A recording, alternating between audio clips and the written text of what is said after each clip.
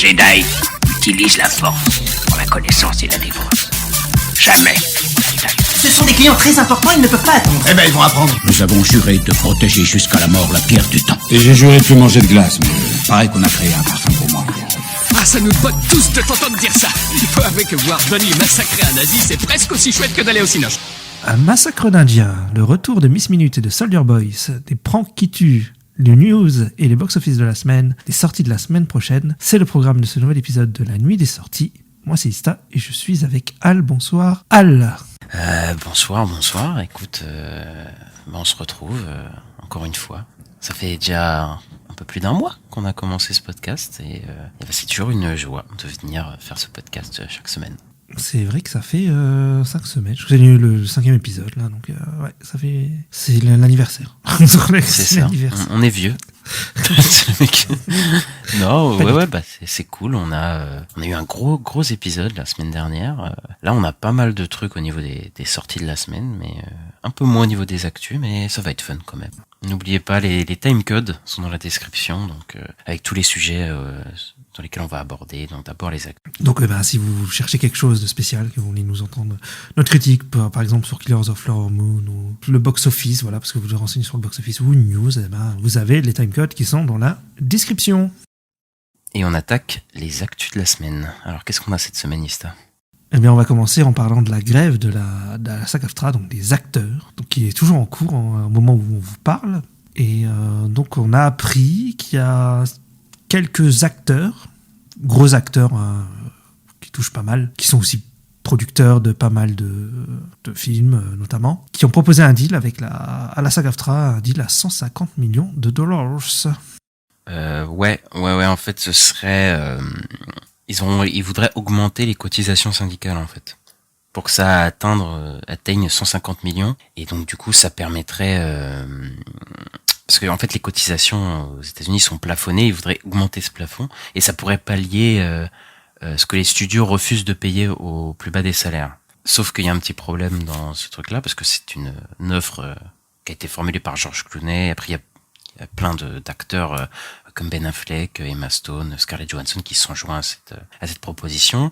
Cette proposition, elle a été déclinée par la présidente de la SAG-AFTRA. Ouais, c'est Fran Drescher, un truc comme ça. Je sais plus son nom, malheureusement. Et parce qu'en fait, le syndicat, elle dit il peut pas être utilisé pour financer des retraites et des régimes de retraite et de santé, en fait. Et que, en fait, c'est à l'employeur, normalement, de cotiser ça. Et donc, ils peuvent pas, accepter ce deal parce qu'en fait les employeurs donneraient en fait pas d'argent en fait. Bah oui. En fait, donc c'est pas une solution très très viable quoi. Et voilà. Après elle a été très polie, elle a dit que c'était très gentil de leur proposer ça, mais c'est pas ce que la SAG-AFTRA en tout cas veut. Bah, de toute façon c'est un deal avec les studios quoi qui doit se régler et ouais, il y a pas à avoir de choses annexes quoi. C'est les studios qui doivent régler la situation, c'est tout quoi. C'est eux qui payent. Ouais. Bah c'est ça. Et en plus c'est aux États-Unis, il y a une loi qui est comme ça quoi, que c'est à l'employeur de cotiser pour ses employés. Il me semble que c'est pas possible que ce soit fait par une association ou quoi. Et puis tu vas pas mettre un truc pour pallier le fait que les studios payent pas ses acteurs. C'est pas foufou quoi. Non, mais je pense que c'est juste que les acteurs là, Ben Affleck tout ça, ils produisent aussi beaucoup et en fait, là, ils sont un peu bloqués aussi et je pense qu'ils ont voulu débloquer la situation, quoi. Après, je pense qu'ils ont fait ça de bonne foi, tu vois. Je pense qu'ils étaient pas en mode, mais bon, malheureusement, ils ont essayé de trouver une solution annexe, en tout cas, de dévier un peu le problème, alors que non, la SAG-AFTRA, ils sont déterminés à s'attaquer à vouloir que les studios payent leurs acteurs, quoi. Je crois que ça va faire 100 jours, justement, mardi, et là, ils vont reprendre on a appris hier qu'ils vont reprendre les négociations avec la MPTP, donc le syndicat des studios. Donc, et que ça aura lieu ce soir. Donc, oui, ce soir, quand le podcast sera dispo, ce sera dans la soirée. Donc on aura sûrement plus d'infos la semaine d'après. On espère que ça va se terminer parce qu'on va en parler dans notre chronique box-office des films qui vont venir, mais ils ont peut-être besoin, certains films ont sûrement besoin un petit coup de boost, de publicité et enfin voilà, payez vos acteurs, bordel de merde. C'est pas compliqué. Tout ça, tout 100 jours, voilà, pour rien, quoi. Ils ont perdu de l'argent, en plus, mais bon. Oui, ils ont perdu pas mal d'argent, les studios. Mais bon, ils sont trop fiers. Bah c'est ça. Hein. Bon, on espère que ça va se régler. Il serait temps. Bah de toute façon, on sera là chaque semaine pour débriefer s'il se passe quelque chose. Bah ouais. Si ça finit, on en parlera. Bon, on a des petites infos quant à une saga qui arrive. Une saga dont je n'ai vu qu'un seul film, malheureusement, qui s'appelle Kingsman. Oui, bah on avait déjà un peu parlé la semaine dernière. C'est ça, oui.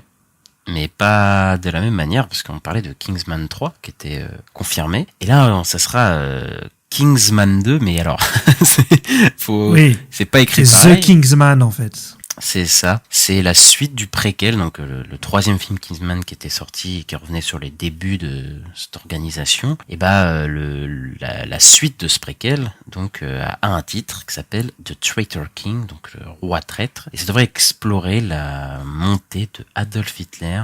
Et apparemment, bon, j'ai pas vu le film, mais il y avait une post-credit scène dans le premier qui teasait que ça allait... Qui teasait Hitler, oui. Qui teasait Hitler. Est-ce que c'est banni ce mot-là sur les podcasts? Quoi? Non, je sais pas. Il doit y avoir des podcasts entiers sur lui, je pense. Donc je pense pas que tu te fais bannir, voilà. Oui, parce que dans le premier film, c'était Rasputin le méchant. Donc là, ce serait Hitler. Voilà. Rasputin, ok, d'accord. Ils vont faire tous les dictateurs. Ouais, je pense. Très ce bien. sera Staline, je sais pas. Mais... J'avoue que ça m'intrigue parce que moi j'ai vu que Kingsman le premier, que j'avais adoré. Vraiment, j'avais adoré le premier Kingsman avec Samuel Jackson et tout. Mais le préquel, il me donnait pas du tout envie. Là, ils vont faire une suite au préquel, donc ça veut dire qu'il a pas mal marché. Toi, ça te chauffe? Moi, je suis curieux, mais j'ai toujours pas vu non plus la préquel. J'ai vu Kingsman 1 et 2. La préquel, par contre, le ton m'avait l'air plus sérieux. Beaucoup moins délire que les deux premiers films. Mais j'étais curieux et en fait, il y a eu le Covid et tout, il a été repoussé je sais pas combien de fois les films, et en fait quand il est sorti j'ai pas été le voir, alors que je pense que j'aurais été s'il y avait pas eu tout la pandémie et tout, mais ouais. Quand il est sorti j'étais même j'ai pas trop suivi en fait, et j'ai toujours pas vu, mais j'ai envie de le voir, faut que je le mate, parce que Matthew Vaughn c'est toujours intéressant, son cinéma j'aime bien généralement, donc j'ai envie de voir. Et puis par contre là je pense que ce sera pas par Matthew Vaughn, parce que Matthew Vaughn va faire Kingsman 3, et je pense que ce Kingsman 2 il sera sûrement réalisé par quelqu'un d'autre. Bah, surtout là, ça va permettre de transitionner une autre info. Je pense pas qu'il va faire ce Kingsman-là, parce que s'il est déjà sur Kingsman 3, qu'il a un autre projet, et que apparemment, oui, un projet qui casse, on a parlé, mais apparemment, il aurait un autre projet autre part dans une autre franchise, et je te laisse en parler. Oui, donc on a appris donc sur le coup que Matthew Vaughn, donc il a fait une interview et il a dit qu'il était en discussion avec James Gunn et Peter Safran pour possiblement rejoindre le DCU, donc pour faire un film pour le DCU, donc l'univers DC chapeauté par James Gunn, qui va commencer l'année prochaine avec Creature Commando. Ouais, moi ça me chauffe. Hein. Enfin, Matthew Vaughn, j'adore. Je pense en plus il fait du cinéma d'action hyper fun, hyper unique en vrai dans le paysage hollywoodien et tout. Donc moi j'aurais kiffé le voir sur Batman, je pense, mais bon malheureusement. Ouais. Bah déjà en plus sur X-Men c'est peut-être un de mes préférés, First Class. Ouais, moi aussi. Je pense les rumeurs elles étaient sur The Authority. Ça disait beaucoup The Authority, mais pour c'est ok, je suis acheté, c'est bon. C'est bon, je suis chaud. Possible, ça lui irait bien. En tout cas, je pense que c'est un truc qui lui irait bien, The Authority, parce que c'est des persos un peu, c'est pas des persos, c'est des héros, c'est plus des anti-héros que des super-héros normaux, quoi. Ouais, je pense qu'il va s'amuser avec le concept et tout. En plus, il a déjà, parce que je crois que c'est une team, comme il a déjà fait X-Men, même en vrai de vrai, Kingsman, c'est aussi des trucs d'équipe, donc je pense qu'il a déjà géré ces trucs-là, donc. Il va peut-être être à l'aise dans cet exercice-là. Ouais, carrément. Hein. Il devait faire aussi des Future Pass à l'époque, mais après il était parti pour faire Kingsman, je crois d'ailleurs. Ouais, c'était Bryan Singer qui avait repris X-Men et il avait rattaché tout à son univers. Oui, c'était ça qui s'était passé. Parce qu'il me semble que ça, à la base, c'était pas censé être ça, quoi. Que First Class c'était censé être un reboot, et sauf que Bryan Singer en a fait un préquel en fait après ça avait plus aucun sens avec toute la saga, mais voilà quoi.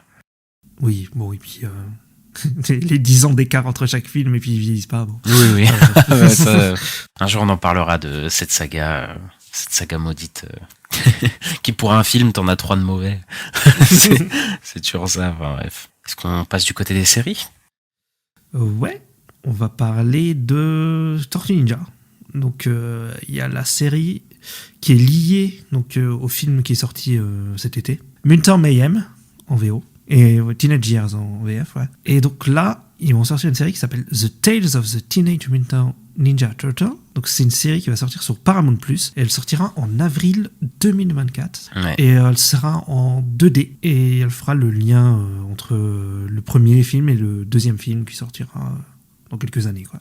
Ouais, du coup c'est une suite au film, et en même temps ça va être je pense, parce que là en plus à la fin du film on comprend qu'ils vont au lycée. Enfin, voilà, je pense que ça va suivre cette ligne-là. Je sais pas du tout vraiment. Je sais pas si ça va raconter un format épisodique ou si ça va dérouler sur une histoire. Toi, je pense que t'es chaud. Toi, je pense que t'es très chaud pour. Curieux, ouais, je suis plutôt chaud. Non, mais parce que toi, t'as bien aimé le film. Tu vois, je sais que t'aimes bien le film. Après, s'ils reprennent le même style d'animation sur toute une série et tout, ça peut être sympa. Après, moi, j'ai pas trop kiffé. Le film, donc s'il est dans la même vibe, qui se calme pas au niveau des références et trucs comme ça va vite me saouler. Oui, donc sur le coup, moi je suis curieux, j'ai quand même envie de voir, mais je remarque en fait ils font de plus en plus ça, tu sais, des univers connectés, un peu comme le MCU, tu sais, avec les plateformes, tu sais, ils vont faire ça avec Sonic aussi. Puis là, ils ont fait ça avec The Continental, ils ont fait ça avec Monarch, qui arrive dans un mois. Ouais, je crois que là, c'est le MCU qui a ouvert un peu la boîte. Après, même Star Wars aussi. Donc, Star Wars, MCU, voilà, quoi, Disney qui a ouvert un peu cette boîte de univers partagé, vraiment partagé, pour le coup, parce que c'est possible que les séries, il faut voir les séries pour regarder les films. Et on a littéralement un projet comme ça chez Disney avec celui de Dave Filoni, le Star Wars de Dave Filoni, qui va du coup être la somme de toutes les séries du Filoniverse, du Mandoverse. Et là, il va falloir avoir sûrement vu les séries pour voir le film. Et là, on va rentrer dans autre chose pour moi. Ouais, parce que maintenant c'est plutôt l'inverse. C'est plus les séries dérivées des films, et pas les séries qui arrivent vers un film, quoi. Ouais, en tout cas, c'est pas trop marqué que t'aies besoin de voir la série, en tout cas pour l'instant. Parce que le MCU, ça va forcément arriver à un moment où, là, de Marvel, je sais pas du tout comment ils vont traiter le personnage de Kamala. Est-ce qu'ils vont la représenter ou est-ce qu'on aura besoin d'avoir vu la série, tu vois, je sais pas du tout. Pour Wanda, j'avais pas trop, en tout cas, on comprenait plus ou moins rapidement ce qui s'était passé. Il y avait pas non plus de, ils te disent quand même, on t'appuie quand même qu'il s'est passé vraiment quelque chose dans une série, et voilà, mais tu comprends, t'as pas besoin de voir la série pour comprendre le film. Donc on verra comment ça se passe après. Voilà, et ensuite on a une série qui est renouvelée pour une saison 3, qui s'appelle The Bear, que j'ai pas vu du tout. Donc je vais te laisser en parler. Ouais, donc The Bear est renouvelée pour une saison 3, qui est une série qui cartonne pas mal en ce moment, dont beaucoup de gens parlent dans le milieu série, tout ça. Une série sur la cuisine, sur le coup, j'ai dit sur le coup. Alors là, faut savoir que un ami commun d'Amoïsta a fait remarquer avec ça qu'il disait beaucoup du coup, et du coup il n'entend que ça.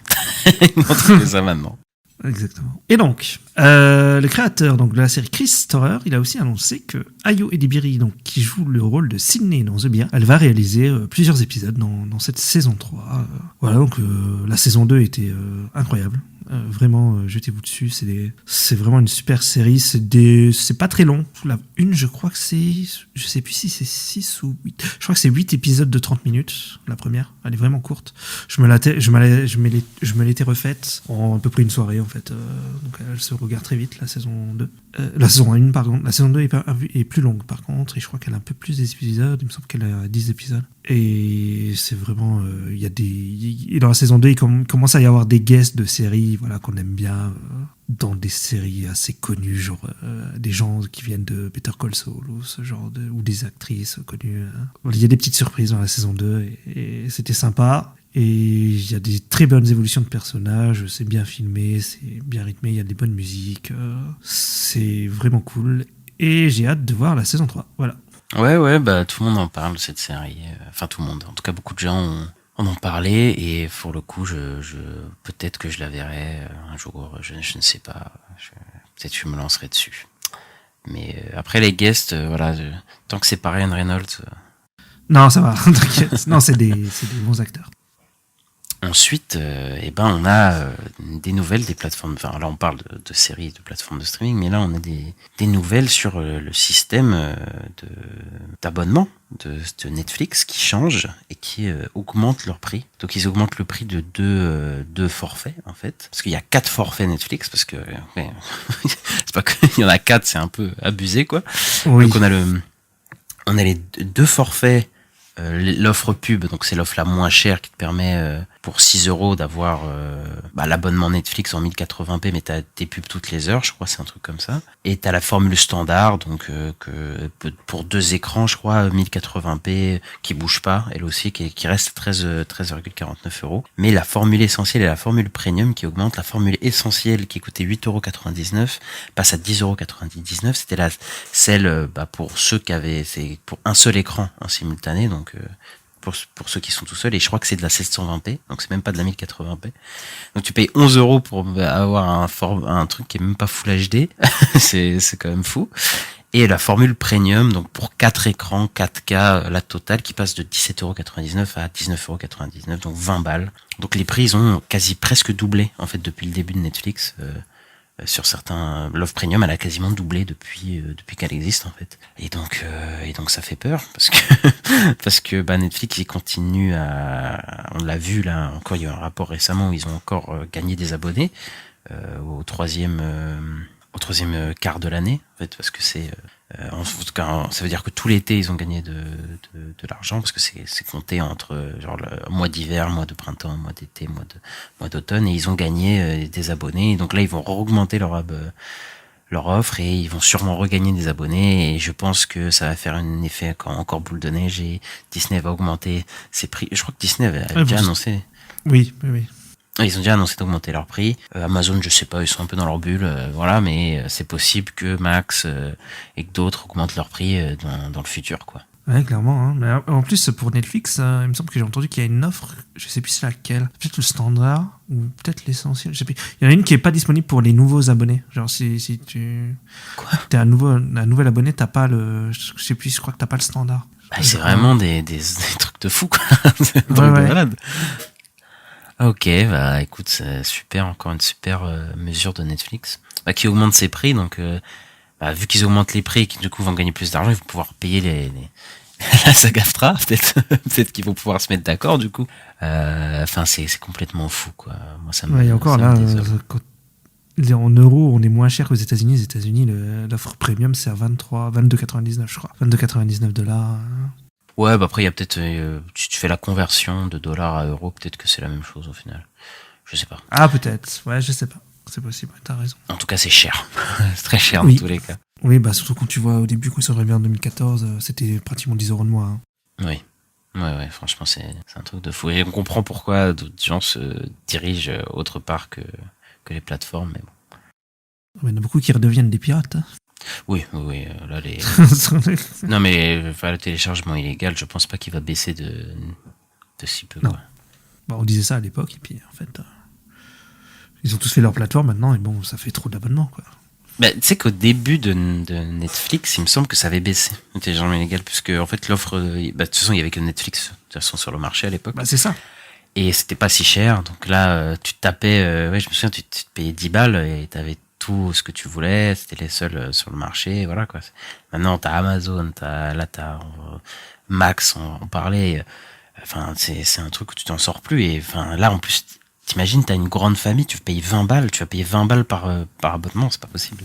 C'est pas possible. Ouais. Oui, parce qu'en plus, avec l'histoire des mots de passe et tout, c'est... Oui, en plus, ouais. C'est complètement fou. Oui, ça devient trop cher. Moi, j'ai arrêté aussi parce que ça devenait trop cher. Ah oui, mais comment tu fais pour regarder tes trucs sur Netflix? Ah J'ai un oncle américain. Ah, l'oncle Kulikov, c'est ça? Ouais. Bref. On a une autre info sur un autre service de streaming, et ça.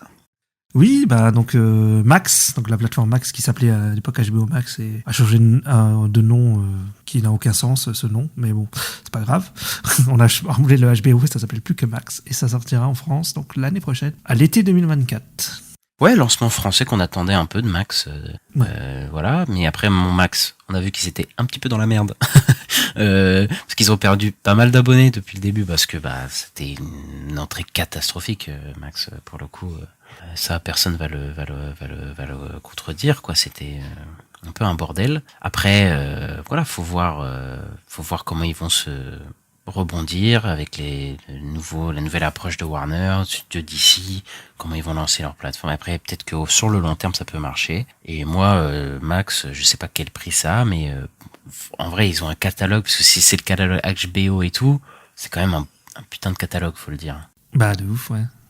Bah, ça va être ça, je pense. Parce que là, sur le Pass Warner, donc sur Prime Video, ils ont un contrat avec HBO là, qui durerait jusqu'à au moins fin 2024, pour le moment. Et t'as les séries HBO, t'as House of the Dragon, t'as Tchernobyl, t'as Band of Brothers, t'as des sacrés programmes, hein. Bah ouais, mais ça, j'allais dire, du coup, House of the Dragon va sûrement sortir sur la plateforme à chaque fois. Après, je sais plus quand elle doit sortir, mais s'ils l'ont pour l'été... Ouais, voilà, je viens de voir, ça veut une sortie pour l'été 2024, donc ça correspondrait à l'arrivée de Max en France. Ouais. Donc ouais, peut-être qu'ils vont faire, ils vont lancer peut-être Max sur l'entrée sur l'entrée d'House of Dragon, ça pourrait être beaucoup pour que les gens s'abonnent, quoi. Bah c'est ça, parce qu'il leur faut un gros programme pour lancer le truc, donc ouais, c'est pas con. Et moi je pense aussi, parce que je pense que je vais le prendre, pourquoi ? Parce qu'il va y avoir les programmes du DCU. Il va y avoir Creature Commando, Waller, tous ces trucs-là. Lanterns. Mais par contre, on n'a pas le prix pour l'instant. Hein. Sur le coup, j'ai pas vu de prix. Bon, c'est dans un an, hein. On va les avoir. Ouais, hein. Donc, on aura le prix l'année prochaine, ouais. Je pense que ça va être comme Disney+. Je pense à peu près. Ouais. Et d'ailleurs, en parlant de Disney, on va aller voir le concurrent. Comment ça se passe au niveau du concurrentiste ? Eh ben, chez le concurrent, là, ils ont annoncé qu'ils vont faire une série live action qui va adapter la série d'animation Gargoyles, que je regardais moi quand j'étais gamin, et j'avais même la grosse figurine du perso principal. Je sais plus comment il s'appelle, mais le gros violet là. Elle était incroyable cette figurine. Et donc c'est Gary Doberman et James Wan qui vont développer la série. Et donc c'est Atomic Monster, donc c'est la boîte de James Wan qui va produire, et Doberman il va écrire, réaliser et être producteur exécutif sur la série. Et donc lui, j'ai vu qu'il a bossé pas mal sur le Conjuringverse.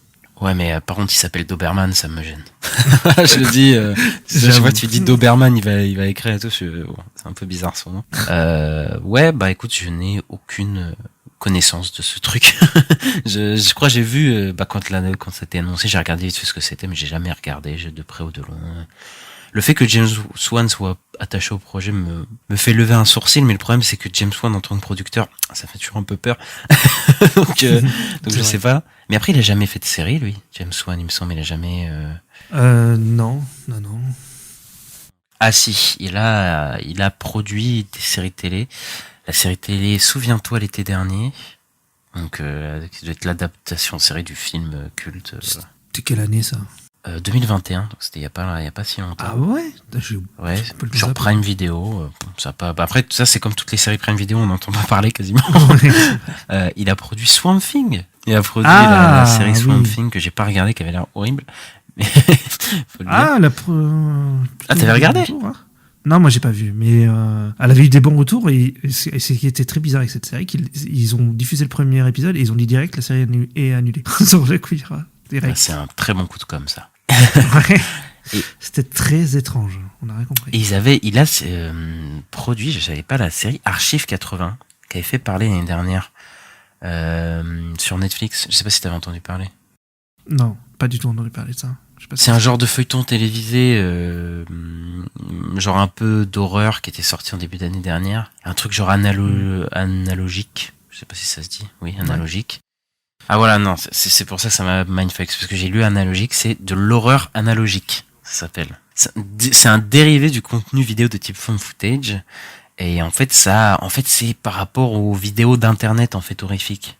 Ok, parce que analogique, c'est par rapport à la télé, c'est genre le câble analogique. C'est ça, mais du coup l'horreur analogique, on m'a appris quelque chose aujourd'hui. C'est un dérivé du found footage qui se base sur sur internet, sur les trucs internet, et en fait c'était une genre documentaliste en fait, qui était dans un immeuble et qui se renseignait sur les gens de l'immeuble, et en fait après voilà, il y avait tout un truc horrifique vis-à-vis de ça avait l'air vraiment pas mal, ça avait des bons retours, donc pour le coup j'étais mauvaise langue. Peut-être que James Wan en tant que producteur de série, ça peut être pas mal. D'accord, bah écoute, on verra. Moi je suis un peu curieux. Parce que je pense qu'avec Gargoyle, tu peux faire un truc un peu d'horreur et tout, un peu flippant, donc ça lui irait bien. Ensuite, Disney a annoncé une vague de live action. Bon, il y en a qu'on savait déjà. Alors mais... non, c'est une rumeur, hein. C'est rien annoncé. Ah, c'est pas annoncé, mais on sait qu'ils vont venir. Voilà, c'est ça que je veux dire. Alors, il y aurait des remakes live de Frozen, donc La Reine des Neiges, de Tangled, il me semble que c'est réponse, voilà. Et La Princesse et la Grenouille, mais La Princesse et la Grenouille, on le savait déjà, je crois qu'on en avait déjà parlé dans un épisode, qu'il y avait des rumeurs sur ça. Donc en fait, ce serait des remakes des films des 10-15 dernières années, parce que ils ont épuisé tout leur stock des années 90, des trucs comme ça. Et de toute façon, là, ils finissent tous les années 90, là, il y a Hercule qui arrive, il y a pas mal d'adaptations là en fait ils commencent à être à court quoi, donc ils vont prendre des trucs. Il y a Moana qui a été officiellement annoncé avec Dwayne Johnson, donc là ils vont reprendre vraiment des trucs qui sont sortis il y a pas longtemps. J'ai hâte de voir Zootopie en live action en tout cas. Bah écoute, moi je trouve ça ridicule parce que déjà les live action Disney c'est toujours de la qualité très médiocre. Il y a quasiment rien qui change et ils sont faits par des personnes qui n'ont pas vraiment de volonté artistique derrière et voilà quoi, c'est pas bon. Et là en plus on va te piocher des trucs qui ont même pas 10 ans quoi. Enfin, réponse La Reine des Neiges, Moana, on va désolé mais c'est des trucs qu'on a déjà vu, ça n'a pas besoin d'être remaké quoi. Tu veux pas, enfin bref, là c'est la méthode Disney dans toute sa splendeur. Après c'est pas, en plus là la petite sirène ça va pas faire un énorme carton et tout hein, sur le coup. Mais ce que je veux dire c'est quand même, je trouve, après c'est pas des bons films mais c'est plus intéressant quand même quand ils font genre Cruella, Maléfique, où c'est pas vraiment, tu sais, ils refont pas exactement le même film, ils tentent quand même autre chose, tu vois. Je trouve dans l'idée c'est quand même plus intéressant. Alors l'idée est un peu conne aussi parce qu'ils te prennent des méchants et t'en font des gentils, mais bon. Mais après, on en parlera avec Sodis tout à l'heure. C'est un peu à la mode là en ce moment, tu sais, de mettre des gentils, des méchants qui sont en fait des très gentils au fond et en fait t'es avec eux quoi. Après pour le coup, oui, je pense qu'en fait c'est peut-être les plus intéressants qu'ils ont fait parce que j'ai pas vu Cruella, mais apparemment Cruella est pas si mauvais. Genre c'est pas bon, hein, je crois, mais c'est pas horrible et c'est pas un truc qu'on a déjà vu au moins chez Disney. Donc voilà, mais là, franchement, qui a envie de voir Moana en live action quoi. Non, j'ai pas spécialement envie de voir ça non plus, ça me chauffe pas. Hercule, ça me chauffe un peu, parce que Hercule, c'est un mythologie grecque, il y a l'hydre, de ce genre de trucs. Bon, il a une épée. Je suis en mode, vas-y, God of War, mais bon, c'est, voilà. Bon, écoute, on verra ce que ça donne, mais pas confiant. Après, sur le coup, t'as dit que la petite sirène, ça a pas marché. Effectivement, ça peut les refroidir. Le problème, c'est que la Reine des Neiges, en fait. La Reine des Neiges en live action, ça va cartonner. Moana aussi, ça avait cartonné. Enfin, des trucs comme ça, c'est... La Princesse et la Grenouille, ça avait pas trop cartonné, il me semble. Enfin, c'était pas un gros succès. Il y a peut-être des trucs comme ça qui sont moins des succès. Même la petite sirène, je sais que c'est un gros succès, mais je crois pas que dans l'esprit collectif, personne m'a dit que la petite sirène, c'était son Disney préféré, tu vois. C'est ça, ouais, c'est ce que j'allais dire aussi. Même si c'est quand même le truc qui a relancé Disney dans les années 90, ouais. Quoi. Mais ouais, c'est pas celui qui revient le plus quand on parle des Disney de cette ère-là. C'est plus Aladdin, peut-être. Oui, les Aladdin, les Rois Lions, tout ça qu'on cartonnait, le livre de la jungle. Ouais. Voilà, là, le truc, c'est que la Reine des Neiges, on va se taper, là, je pense, un gros raz-de-marée, là, pour le coup. Oui, ça c'est fort possible. C'est fort. Parce que je crois que le 2, il a fait plus que le 1, il avait genre pété les scores en milliards et tout. Ouais, il a passé le milliard. Ouais, c'est un truc de malade. Donc voilà, c'est une franchise qui marche. Mais il y a Frozen 3 qui arrive aussi. Oui, parce que là, il faut exploiter le filon. Hein. Zootopie 2, Vice Versa 2, Toy Story 5, allez, c'est parti. Oui. Et donc sur le coup, en restant chez Disney, on va maintenant chez Marvel, parce qu'on a eu quelques petits trucs qui sont tombés, quelques petites infos. Un report de Deadpool 3. Donc je crois qu'on en avait un peu parlé. Pas du report. On avait parlé de Deadpool 3 qui conservait la date à l'époque. On avait dit et du coup non. Non. Du coup ils ont changé d'avis. Non. Et donc maintenant ça devait sortir le 3 mai et ils ont changé d'avis et une nouvelle date de sortie est envisagée, mais c'est toujours pour 2024 parce que même si la grève dont on parlait tout à l'heure, la grève de la SAG-AFTRA prend fin prochainement, le projet il va se remettre au tournage que début d'année prochaine, donc début 2024. Ouais, de toute façon, on avait parlé, il me semble la semaine dernière ou la semaine d'avant que franchement j'étais chaud. Franchement, c'était chaud de boucler ce tournage et tout. Là, ils auront le temps de finir le film quand même, parce qu'ils ont shooté la moitié du film, il me semble, et donc du coup, il reste une moitié à faire. Si les mecs s'étaient donné rendez-vous pendant 1 mois et demi, genre au début de l'année, ils auraient jamais eu le temps de finir le film.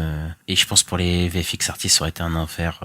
Encore une fois, là au moins ils ont décalé. Et on a un film qui prend sa place, qui devrait prendre sa place en tout cas, c'est Captain America, Brave New World, donc la suite de Captain America 3 et la suite. Enfin, en tout cas, ça va reprendre Winter Soldier et Falcon and Winter Soldier du coup avec Falcon qui est devenu le nouveau Captain America du coup. Et on va suivre cette intrigue là et ça fait beaucoup plus sens puisque le film a été fini d'être tourné avant l'été, il me semble, ou vers l'été en tout cas. Il a quand même tourné, il y a quand même des moments où ça a tourné, il y avait déjà la grève des scénaristes. Ouais.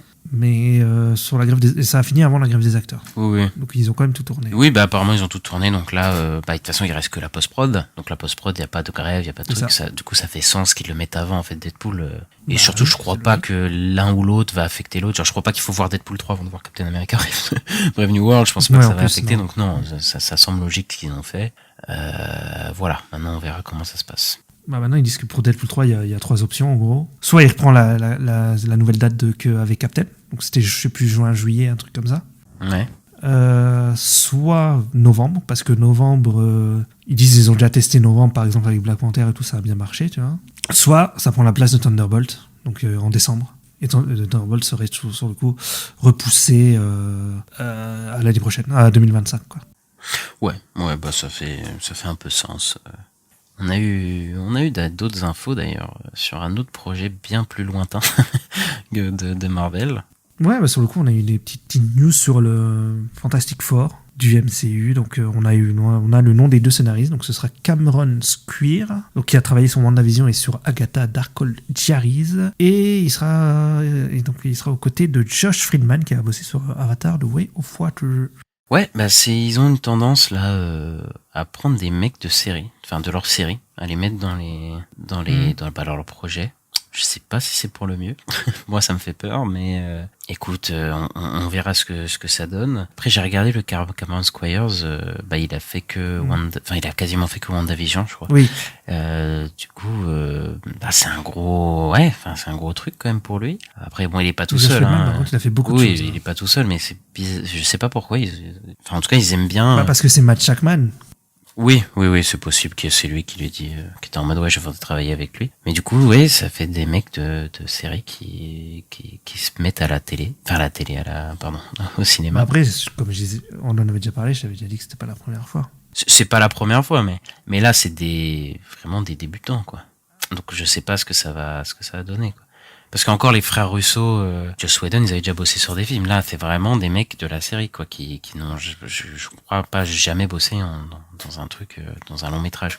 Ce que je vois surtout, c'est plus que Marvel aime bien bosser un peu en famille, tu sais. Oui, je pense que c'est ça. Hein. C'est ça, en fait. Ils prennent le mec d'Avatar Way of Water, qui, du coup, maintenant c'est Disney, donc. Oui. c'est... Mais par exemple, le réalisateur de Shang-Chi, qui va être sur Avatar Kang Dynasty. Ouais. Le scénariste de Loki qui va être et de Strange 2 qui va être sur Secret Wars, enfin normalement. Donc tu vois, il y a toujours un truc comme ça. Ah ouais, c'est ça. Bon, c'est fini pour les actus. Donc, on n'a pas eu beaucoup d'actus, mais c'est pas grave, on va se rattraper sur les sorties de la semaine parce que on a beaucoup à dire. Enfin, moi j'ai beaucoup à dire sur surtout un film qui est sorti et on attaque les sorties de la semaine, ça. Ouais, donc on va commencer avec Killers of the Flower Moon.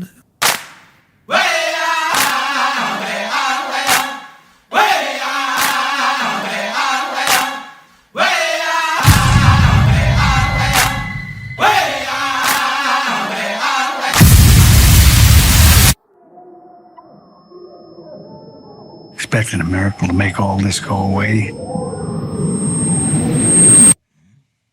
You know they don't happen anymore.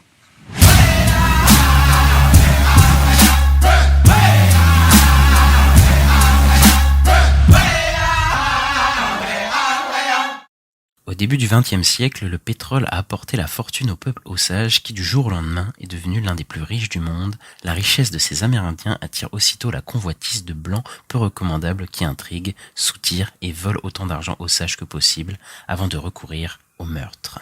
Donc c'est le nouveau film de Martin Scorsese. Après avoir fait un petit passage chez Netflix avec The Irishman, il revient sur le grand écran avec un film sur l'histoire des États-Unis.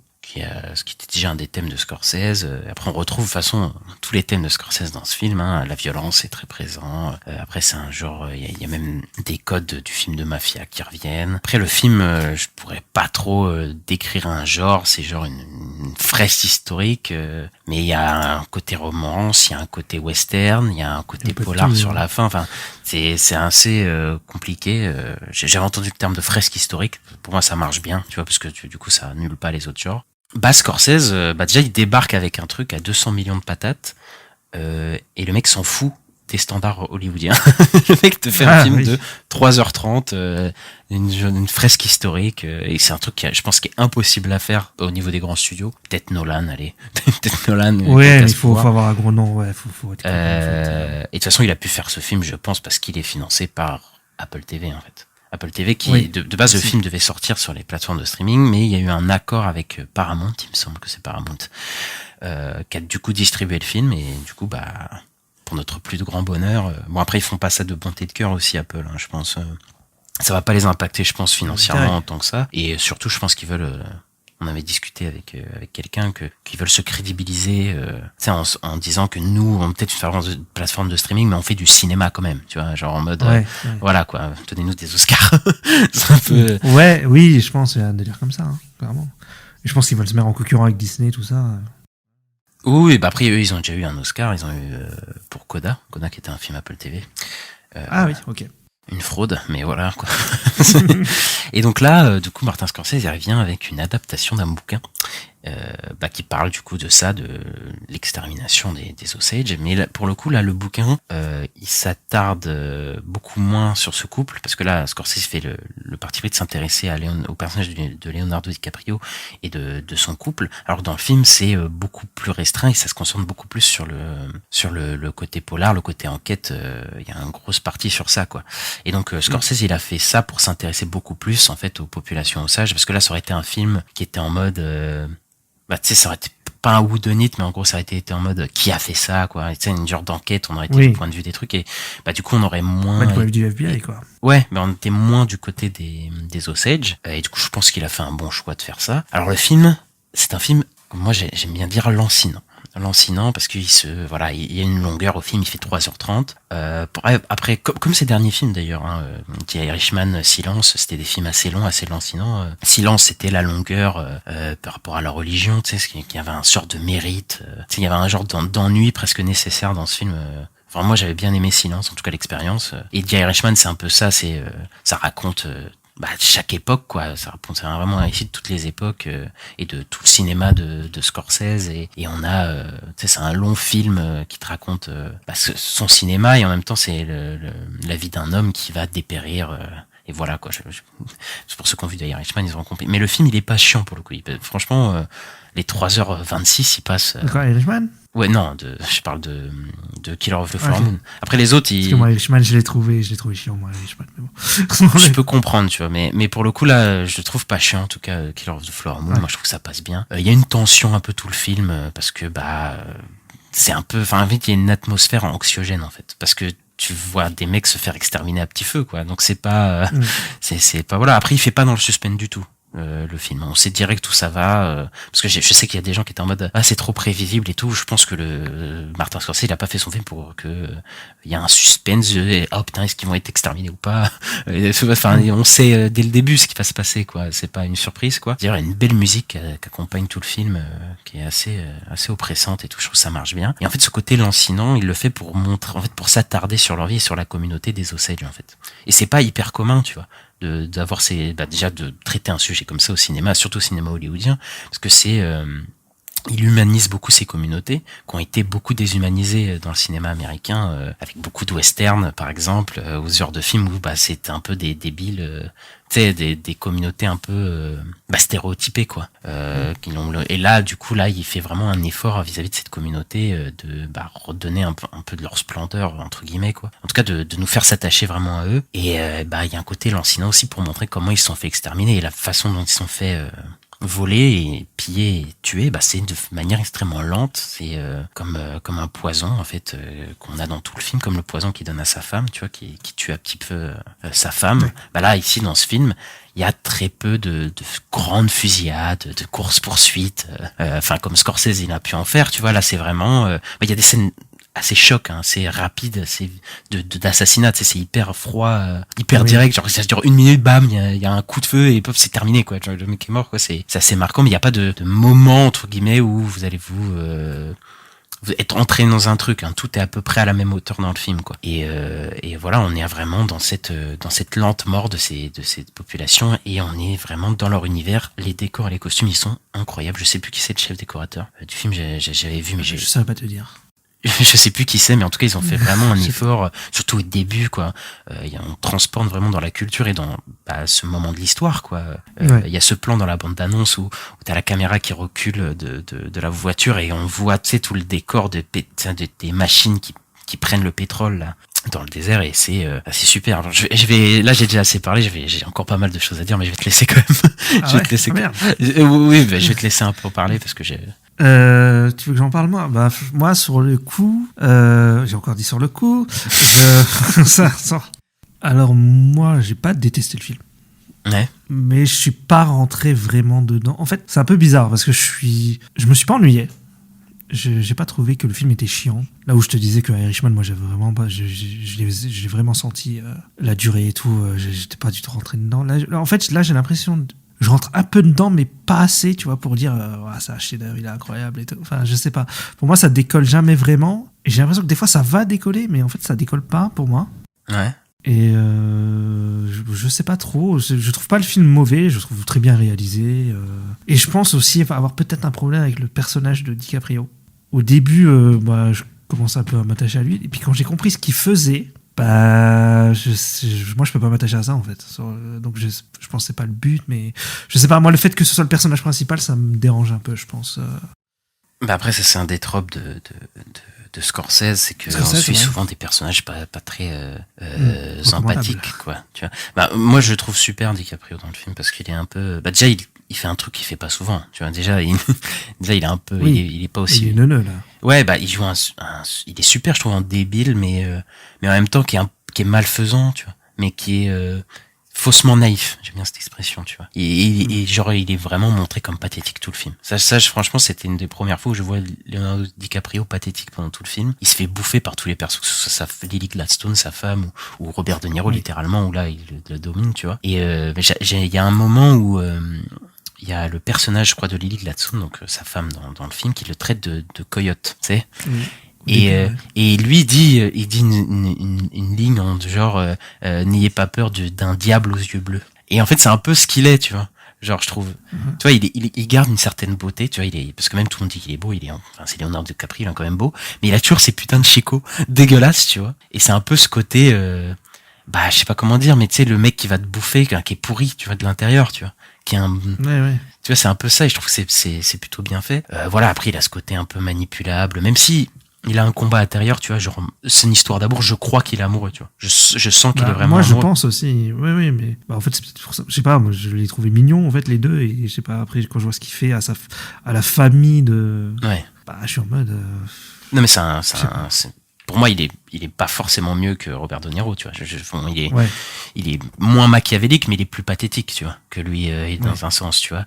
Mais je sens quand même qu'il est tiraillé, surtout vers la fin, entre son amour pour sa femme et quand même son oncle et tout, quoi, tu vois. Mais je suis content qu'il n'y ait pas eu de revirement, tu vois, à la fin, en mode, non, mais en fait, il est devenu gentil, tu sais, à la fin. T'as quand même le dialogue de fin qui est fou, où qu'il se confronte à sa femme, et je vais pas révéler, mais en tout cas, il reste un lâche, tu vois. Ça reste un lâche quand même dans cette histoire, tu vois. Ouais, mais moi, le problème, c'est que j'ai du mal à rentrer dedans. Par exemple, il y a une explosion à un moment dans le film. Et tu vois, quand il sort, il est en mode choqué et tout, mais je suis en mode, mais pourquoi t'es choqué ? Enfin, j'ai du mal, moi, à rentrer dans le personnage, en fait. Je le comprends pas trop. J'ai un peu l'impression de pas trop le comprendre. Il a un côté faussement naïf, tu vois. C'est qu'en fait, il essaye de se jouer le mec un peu qui a des remords et tout, mais en fait, des fois, il fait des choses horribles, mais il se pose même pas la question de c'est ce qu'il fait est bien ou mal, tu vois. En fait, tout ce qui l'importe, au final, c'est sa famille, en vrai, c'est vrai. À la fin, c'est sa famille, c'est ça qui le fait, sans spoiler, qui va changer un peu ce qui va se passer, tu vois. Mais en fait, il vaut pas tellement mieux que Robert De Niro au final, quoi. Donc ouais, je peux comprendre en fait parce que c'est un personnage hyper négatif, enfin hyper. En tout cas, c'est un personnage assez négatif. Je peux comprendre qu'on soit pas, mais pour le truc, le fait qu'on le suit, tu vois, je le trouve un peu fascinant. Tu vois, moi, ça me dérange pas de le suivre parce que après, voilà, j'ai pas l'habitude de suivre des personnages pathétiques, mais je trouve que Martin Scorsese, il les rend toujours intéressants. Tu vois, il y a toujours des scènes avec lui et en plus, je le trouve parfaitement au milieu dans cette histoire. Tu vois, parce que je crois que Martin Scorsese, il avait dit qu'il voulait pas suivre le point de vue des Osage parce que il en est pas un et du coup que il se sentait pas légitime de ça, mais en même temps, du coup, il prend ce personnage de Leonardo DiCaprio qui est parfaitement au milieu de tout ça, parce qu'en fait, il est vraiment amoureux des Osage, enfin d'une Osage et de cette famille, donc il nous permet d'explorer ce milieu-là, tout en nous montrant le côté pillage de culture par les blancs, en fait. Et je trouve que c'est ça qui est pas mal. Tu vois. Je sais qu'il y a des gens qui disent que il y a un problème de point de vue dans le film, mais moi, je trouve qu'il a bien fait de choisir ce point de vue-là, Martin Scorsese, parce qu'on peut avoir les deux points de vue en un, du coup. Ouais, après moi je pense que c'est juste que j'ai du mal à suivre des connards quoi. Sur le coup, ça je peux comprendre. Tu vois. Ouais, c'est. Mais tu vois, genre par exemple le Loup de Wall Street, t'as peut-être moins eu ce problème. Ouais, oui, alors que c'est un connard aussi, mais ouais, c'est vrai que ça m'a moins dérangé. Après c'est peut-être Leonardo DiCaprio qui t'énerve. C'est peut-être lui qui te sort par les yeux. Mais les autres acteurs, peut-être qu'ils t'ont plus convaincu.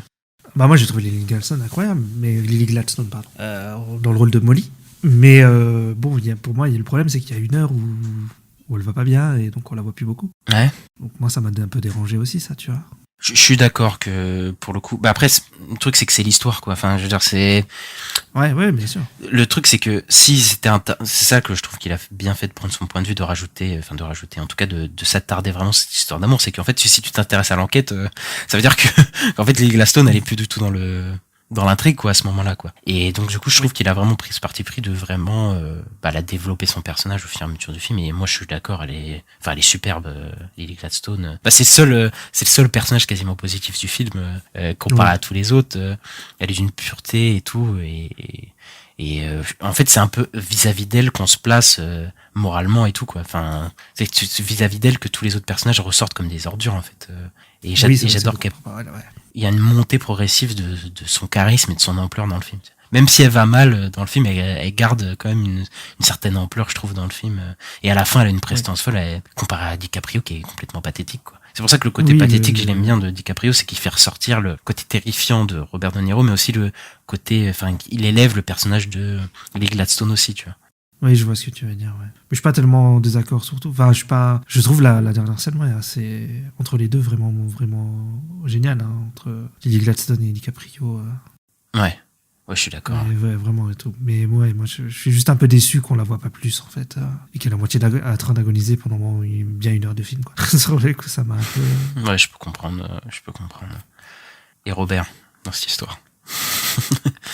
Robert, j'aime bien parce qu'en fait, il a le côté, on dirait genre le papy sympa, mais en fait, il fait des trucs dégueulasses. Ouais, c'est un peu ça, ouais. Et t'as presque envie de le croire, tu sais, au début. Tu sais, quand tu te dis, mais non, il est normal, ce mec, il est trop gentil et tout, t'as presque envie. Et je crois même que, on comprend ça à la fin, tu sais, je vais pas spoiler, mais tout le discours à la fin de ce qui s'est passé après, que le mec se croit lui-même bon, en fait. Tu sais, il est vraiment dans cette psychologie, je crois vraiment c'est un gars bien, quoi. Et il le joue super bien, Robert De Niro, parce qu'il a vraiment une sérénité, son personnage. Parce qu'en fait, c'est tellement naturel pour lui d'être à la fois le mec trop gentil, à la fois le mec, mais horrible, mais sur toutes les lignes, il est serein, quoi. Genre comme si c'était normal, quoi. C'est ça. C'est un truc de fou. Même quand il est, vers la fin, là, quand il y a le FBI, il va dans un salon de coiffure, il est en mode, il est en mode pépouze, là. Oui, j'ai rien fait de mal, je n'ai pas de problème. Ouais, c'est ça. Non, mais je trouve que c'est assez, en fait, je connais pas exactement l'histoire, mais je m'imagine bien que c'est comme ça que ça s'est passé, tu vois. J'imagine vraiment ce personnage-là, il a existé, il existe sûrement, tu vois. Ce genre de personnage. Oui, ça m'étonnerait. Enfin, c'est pas un personnage, c'est un vrai personne qui a existé, pour le coup, son personnage, mais. En tout cas, moi, j'étais transporté dans le film du début à la fin. Après, c'est parce que Martin Scorsese, là, pour moi, niveau réel, il a atteint un niveau de maîtrise. Genre chaque plan déjà, franchement, est magnifique. Bon, c'est aidé par les décors et tout, hein, et la lumière et tout, mais franchement, c'est un truc de fou, quoi. Et il y a un travail aussi sur sur l'éclairage. Je sais pas si t'as remarqué, mais genre tout le début c'est hyper éclairé. Et en fait, plus t'avances dans le film et plus t'as des scènes qui se passent dans l'obscurité. Dans la nuit et tout. Ouais, et c'est un truc de jusqu'à littéralement la prison où là vraiment c'est très très sombre. Et il y a même ce travail au niveau de la réal, au niveau de Scorsese, qui au début il y a vraiment des grands environnements et on est vraiment à l'extérieur quoi. Et plus on avance dans le film, plus on est dans des endroits hyper restreints quoi. On est dans des lieux clos quoi, on est dans des maisons, ça se passe dans des sous-sols, ça se passe dans une prison, tu vois. Et il y a vraiment ce côté enfermement alors qu'au début on était vraiment dans les environnements quoi, et c'est un peu pour montrer que petit à petit on resserre les niveaux des décors pour montrer que leur culture elle se fait bouffer quoi petit à petit quoi, et ça je trouve c'est une bonne idée de mise en scène. En tout cas ça a marché sur moi quoi. Après, je vais peut-être dire un truc négatif parce que là, je suis en train de dire que le film est parfait. Je pense que peut-être la dernière partie est peut-être un peu longue pour le coup. Ouais. Après, c'est peut-être parce que l'enquête ça m'intéressait moins. Moi, j'aimais bien en fait voir la romance et comment putain, c'est horrible de dire ça, mais de voir comment le Robert De Niro va les exterminer quoi, parce que c'est horrible quoi. Alors que le truc d'enquête, c'est peut-être il tire peut-être un peu la longueur à ce niveau-là, même le procès et tout. Mais je suis d'accord avec toi que le film décolle pas, mais je pense que c'est volontaire, tu vois, que ce soit plus un film qui fait que descendre en fait, tu vois. Ah d'accord, ok. Enfin pour moi, hein, je pense. Mais ouais, sur le coup, tu vois, genre dans la dernière partie, Brendan Fraser, en fait, on le voit pas longtemps, c'est un peu dommage, parce qu'en fait, il fait pas grand-chose, hein, sur le coup. Ouais, bon après, moi je m'en fous de Brendan Fraser. Ouais. Je m'en fous un peu de son perso, tu vois. Après, ça fait plaisir de voir. C'est sympa, mais ouais, il a la prestance de fou, Jesse Plemons. Mais tous les acteurs de toute façon jouent bien dans le film quoi. Mais je pense que c'est un film quand même important quand même. Tu vois, je pense que des sujets comme ça, il y en a pas 50 000 dans un paysage hollywoodien. Ah bah ça ouais, j'ai jamais vu un film qui parle de ça. Hein. Bah surtout à 200 millions de patates quoi. Ouais, c'est ça. 200 millions de patates, surtout à l'heure actuelle où c'est pas trop ce genre de sujet et ce genre de film qui intéresse lui. Attention, il a rien à foutre. Mais depuis 3 films, c'est comme ça, il fait ce qu'il veut quoi. Et ça c'est cool, moi je trouve. Ouais.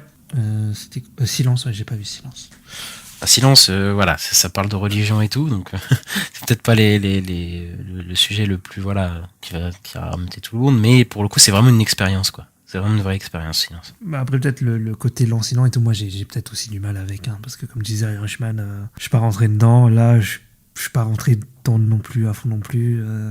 Et Silence j'ai pas vu, mais bon, ça m'étonne pas que je rentre pas dedans non plus, tu vois. Oui. Alors que le Loup de Wall Street, je rentre dedans, mais parce que c'est plus, je pense que c'est plus rythmé, c'est plus barré, ça se veut un peu foufou. De toute façon, le Loup de Wall Street, c'est le film le plus rythmé de l'année quand il était sorti. Ouais. Il dure 3 heures, mais c'est un rythme, c'est un film cocaïné, quoi. Genre, ça va à 100 000 à l'heure, comme le personnage principal va à 100 000 à l'heure, voilà, quoi. Mais j'adore que le mec est capable de te faire les deux extrêmes, en fait. Le mec est capable de te faire les deux extrêmes en termes de film, c'est quand même assez fou. J'avoue qu'il est fort, il est très fort. Voilà. Après, est-ce que c'est mon préféré Scorsese? Je pense pas. Ouais. Est-ce qu'il sera dans mon top de l'année? Je sais pas, tu vois, ce film-là. Mais objectivement, je pense que c'est un des meilleurs films de l'année, tu vois. Objectivement, je pense qu'il a vraiment réussi ce qu'il voulait faire et que ça marche super bien, quoi. Oui, je pense qu'il est content de son film, hein. Y a pas de... Tu vois, j'ai du mal à déterminer des défauts qui ressortent du film, tu vois. Je sais qu'il y a des gens qui sont, Leonardo DiCaprio l'ont pas aimé ou ce genre de choses, mais moi, j'arrive pas à voir vraiment beaucoup de défauts au film, en tout cas. Ouais.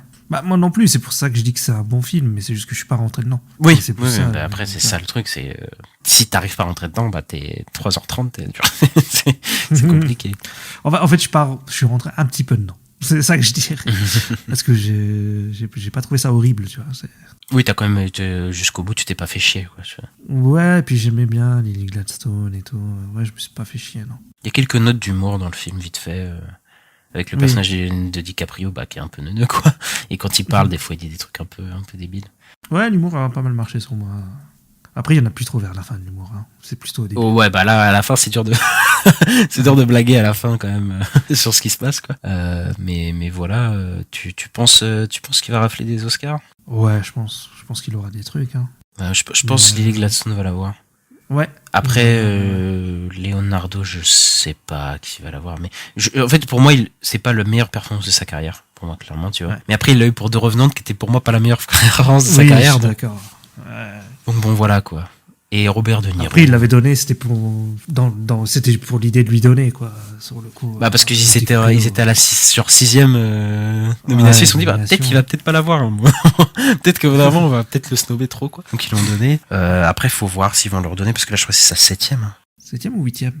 C'est un truc 7 ou 8e, je sais plus. En tout cas, ça fait beaucoup, quoi. Lily Gladstone, oui, je pense aussi que elle est bien placée pour l'avoir. Parce que si l'autre prétendant, c'est Oppenheimer, c'est pas pour les rôles féminins qu'il va avoir des... Bah après, il y a sûrement d'autres concurrents qui vont venir, voilà, au fur et à mesure de l'année. Après, en termes d'acteur principal, pour moi, Cillian Murphy, il le mérite quand même plus, tu vois. Ouais. Là. Et tu vois, tu parlais de Robert De Niro. Mais Robert De Niro Jr. dans Oppenheimer, je trouve qu'il est aussi assez haut niveau. Donc là, ça va être compliqué. Ça va être entre les deux. Après, le Robert De Niro, il en a déjà 2. C'est ça qu'il faut se dire, mais bon. RDJ, il en va bien petit. Là. Ah, peut-être. Après, moi, je trouve super aussi dedans, donc on verra. On verra qui c'est qui va gagner ce truc-là. Ouais, et puis comme tu dis, il y a d'autres films qui arrivent. Nous, on a souvent des films qui arrivent aux Oscars, on les a début d'année prochaine. Ouais. On verra, quoi. Ouais, bah là, la route est encore un peu longue. Ouais. Bon, bah voilà, notre avis sur Killers of the Flower Moon. Allez le voir si vous l'avez pas vu, parce que c'est un film important, mais voilà, un film de l'année pour moi. Ouais, c'est à voir. Hein. C'est comme pour moi, c'est à voir. Bah, comme tous les Scorsese. Au moins une fois, quoi. C'est ça. Bon, bah on va passer à autre chose. Parce que là, ça n'a rien à voir du tout. C'est dont on a parlé juste avant. On va parler de Marvel. On va parler de Loki, saison 2, épisode 3. Make the hard choice. It's him. You better run! War is on its way. Come on, you're the god of mischief.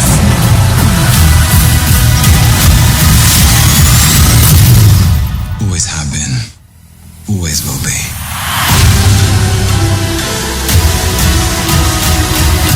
A little over the top, don't you think? I thought it was spot on.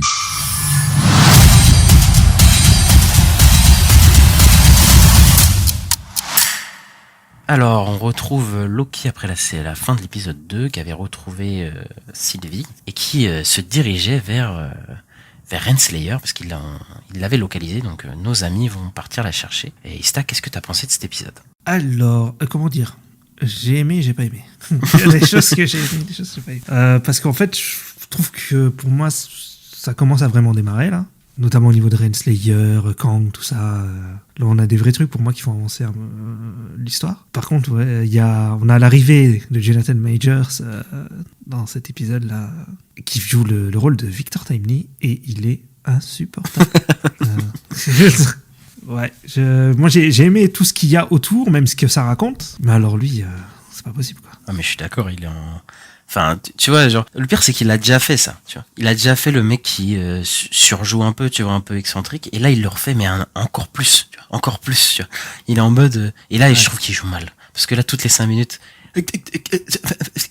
enfin c'est insupportable, quoi. Genre j'en pouvais plus moi au bout de 5 minutes, quoi. Ah, c'était, en plus sa présentation elle est hyper longue là. c'était compliqué. Hein. Oui, la présentation, mais après tu vois. Je trouve ça intéressant qu'il montre la machine qui en fait est dans le TVA. En fait, le truc qui montre, c'est la machine avec les branches et tout. Donc dans le fond, je trouve ça intéressant quand même. Mais ouais, lui, il me sort un peu du truc, quoi. C'était ça surtout le problème. On a l'impression que son seul truc pour différencier tous les Kangs, c'est d'être de plus en plus dans le surjeu et dans la folie, quoi, et des débiles, quoi. Ouais. En mode, tu peux pas avoir un mec normal, un mec, il y a que des Kangs fous, quoi. Il y a que des Kangs, c'est des malades, quoi. C'est ça. Ça, c'est assez spécial, mais en dehors, enfin, après, d'ailleurs, c'est un épisode qui se concentre quasiment que sur lui, enfin, surtout sur la deuxième partie. Bah, Renslayer et Miss Minute, quoi, je dirais. Ouais, mais c'est, ouais. Bah, tout ce qui est lié à Kang, quoi. C'est ça, il prend une grosse place dans le récit, même Loki un peu mis de côté, pour le coup, là, pour bien présenter ce Kang-là, quoi. Après, le duo Mobius, Loki marche toujours très bien, il est drôle. Tu sais, quand il voit les statues de Thor, Odin et tout, c'est marrant. Bah, c'est le meilleur truc de la série, le duo, hein, moi, je trouve. Hein. Et j'aime bien le début parce que, bah, déjà, je trouve que la fête foraine, elle est super bien reconstituée et tout. Ça marche super bien. Mais surtout, le personnage de Mobius, j'aime bien parce qu'on sent qu'il profite de la vie. Et il est en mode, vas-y, on prend des pop-corn, puis on fait cette attraction, puis on fait ce truc-là, tu vois. Je pense que c'est dans son développement et dans ce qu'il a appris, surtout à la fin de la saison 1, c'est que, bah, c'était une personne qui avait une vie comme tout le monde. Est-ce qu'il se dirige pas vers ça aussi, tu vois? Je me dis le personnage de Mobius qui veut profiter d'une vie humaine, quoi, et je pense qu'il va se diriger vers un truc comme ça, quoi. Ah, tu crois? Ouais, peut-être.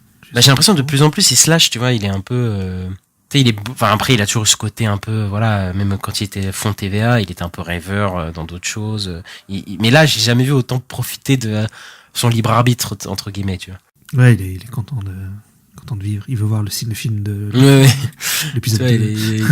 Il est à fond dans ça, quoi. Mais du coup, cette intrigue avec Kang et Renslayer, tout ça, t'as bien aimé? Bah moi, je trouve qu'il y a moyen de théoriser, donc ça m'intéresse quand même pas mal. Par exemple, je me demande, est-ce que Victor Timely, est-ce que c'est celui qui demeure, tu vois? Pourquoi? Parce que là, le truc, c'est qu'on te dit que celui qui demeure, il avait un plan, et c'est de ramener le bouquin du TVA à Victor Timely en 1800, je sais plus c'est quoi la date. Et pourquoi? En fait, moi je me demande pourquoi, tu vois. Mais moi aussi, c'est pas clair ce truc-là, parce que je sais pas si c'est le passé de celui qui demeure ou si c'est un variant. C'est ça. Je ne sais pas qui c'est. Je pense que c'est fait exprès qu'on sache pas. Je pense aussi, tu vois. Mais il y a un flou dessus parce que l'autre, est-ce qu'il a envoyé à son propre lui-même d'avant un truc pour qu'il devienne lui-même, et du coup on est dans une boucle. En fait, parce qu'en fait ça veut dire qu'à chaque fois le futur, celui qui demeure donne son bouquin à celui d'avant, mais en même temps. C'est très bizarre. En fait, je pense que c'est un variant. En fait, pour moi, c'est sûr que c'est un variant parce que... Je sais pas, parce que j'ai entendu des gens aussi faire des théories, parler de boucle aussi. Comme tu dis, t'as dit boucle, le terme boucle, et j'ai entendu pas mal revenir. Comme quoi, toute la saison serait peut-être même une boucle et tout. Donc, je sais pas. Mais je sais pas si t'as remarqué, il y a un problème aussi à cette saison, parce que moi, je suis d'accord, enfin que ça avance, tu vois. Parce qu'on allait entrer dans la moitié de la série. Enfin, voilà, on avance sur ce truc-là. Mais le problème, c'est que je ne sais pas trop où ils vont, en fait, avec ce truc-là. Et en fait, c'est un peu en contradiction avec ce qu'ils teasaient, en fait. Parce que, tu sais, ils te teasaient un peu un chaos multiversiel. Je sais pas si ce mot existe.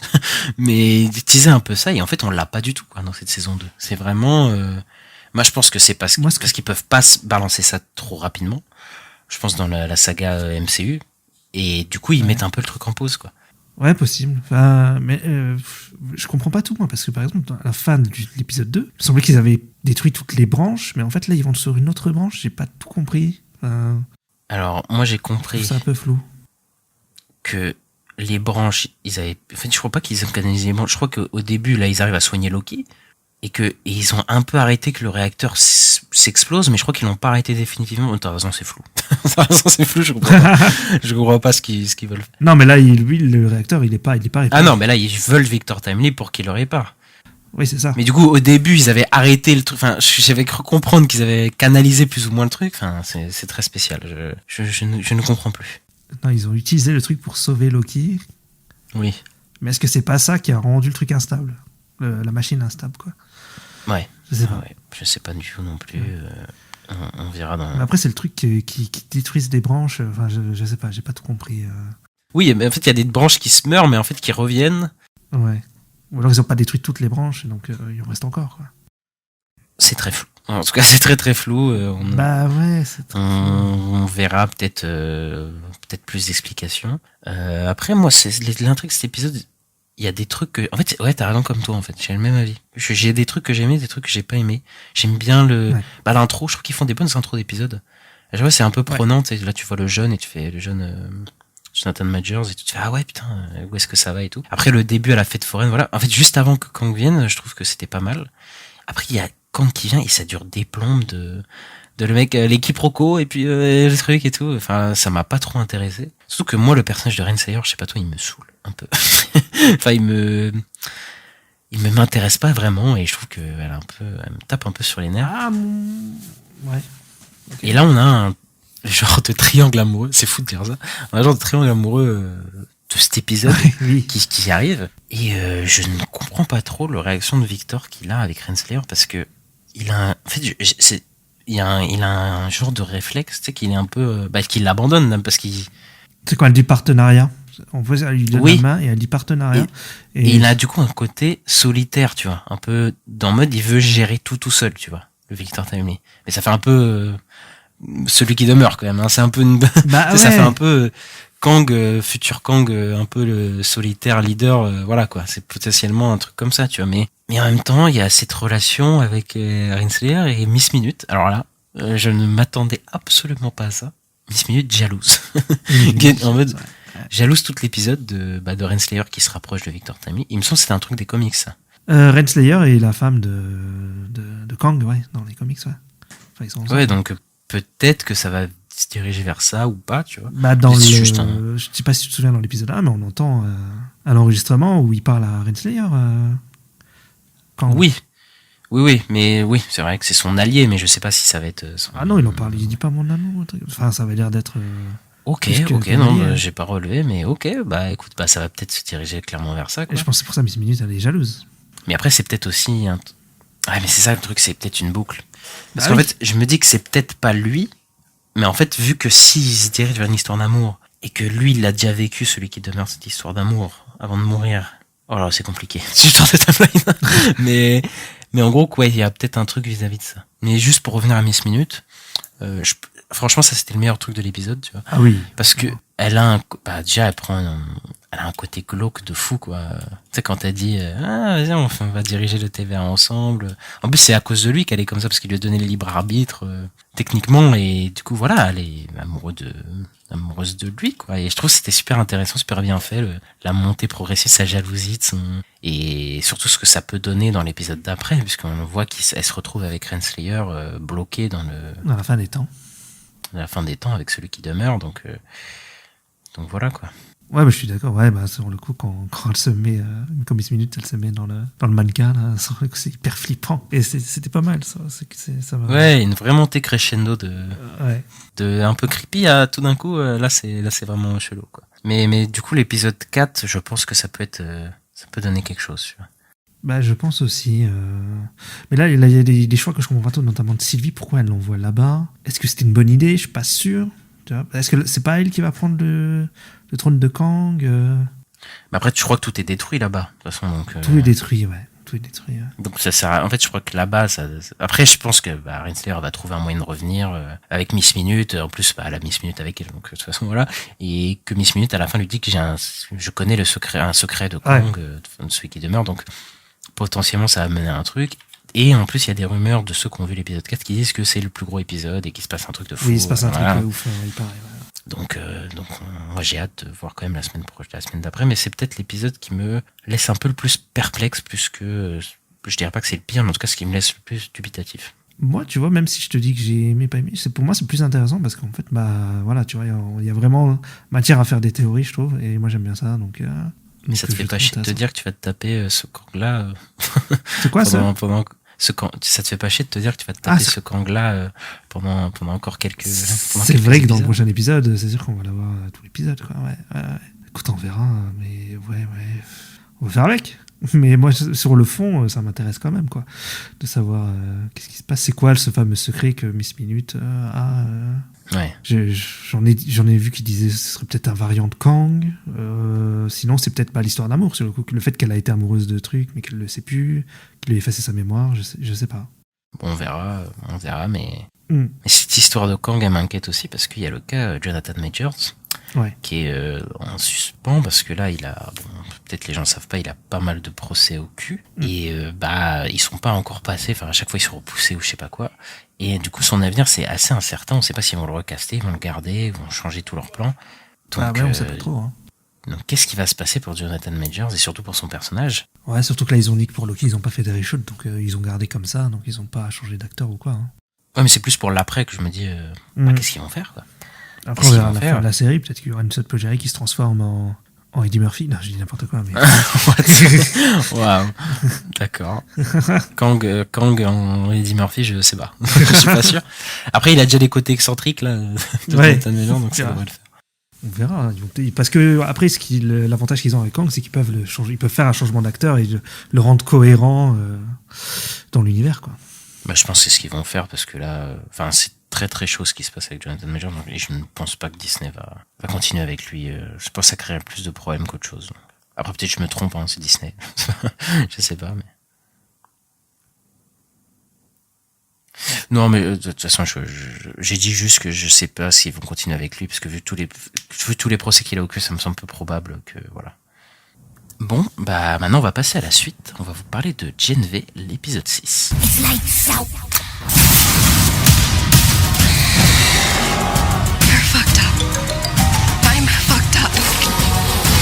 The one thing that is really apparent now is that we are all fucked up. It's lights.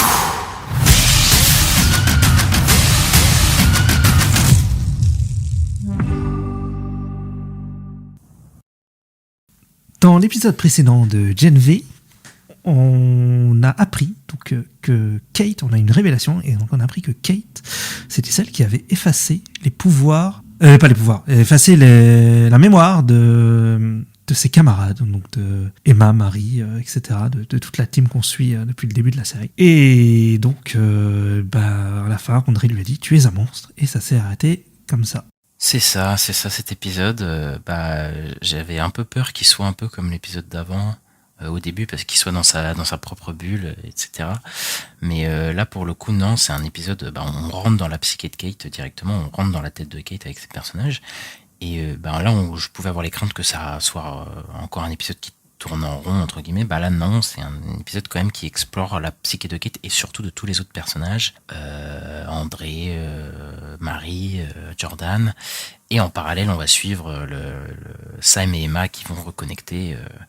Et du coup, qu'est-ce que tu en as pensé, toi, de cet épisode Moi, un peu comme tous les autres épisodes. Je trouvais ça sympa sans plus. Je suis toujours pas à fond dedans, quoi. Sur le coup, ça n'a pas changé. Mais il y avait quelques trucs intéressants, quoi. Notamment des révélations. Il y avait pas mal de révélations sur les personnages, notamment sur André, sur Marie, parce que comme on est dans leur tête, et même sur Kate, on voit un peu leur passé et tout ça. Il y a des trucs quand même, on est surpris, quoi. Ouais, c'est ça que j'aime bien, c'est que là, pour le coup, au début de l'épisode, Kate est un peu la méchante, même par les personnages, surtout André qui est en mode c'est une connasse, nanana.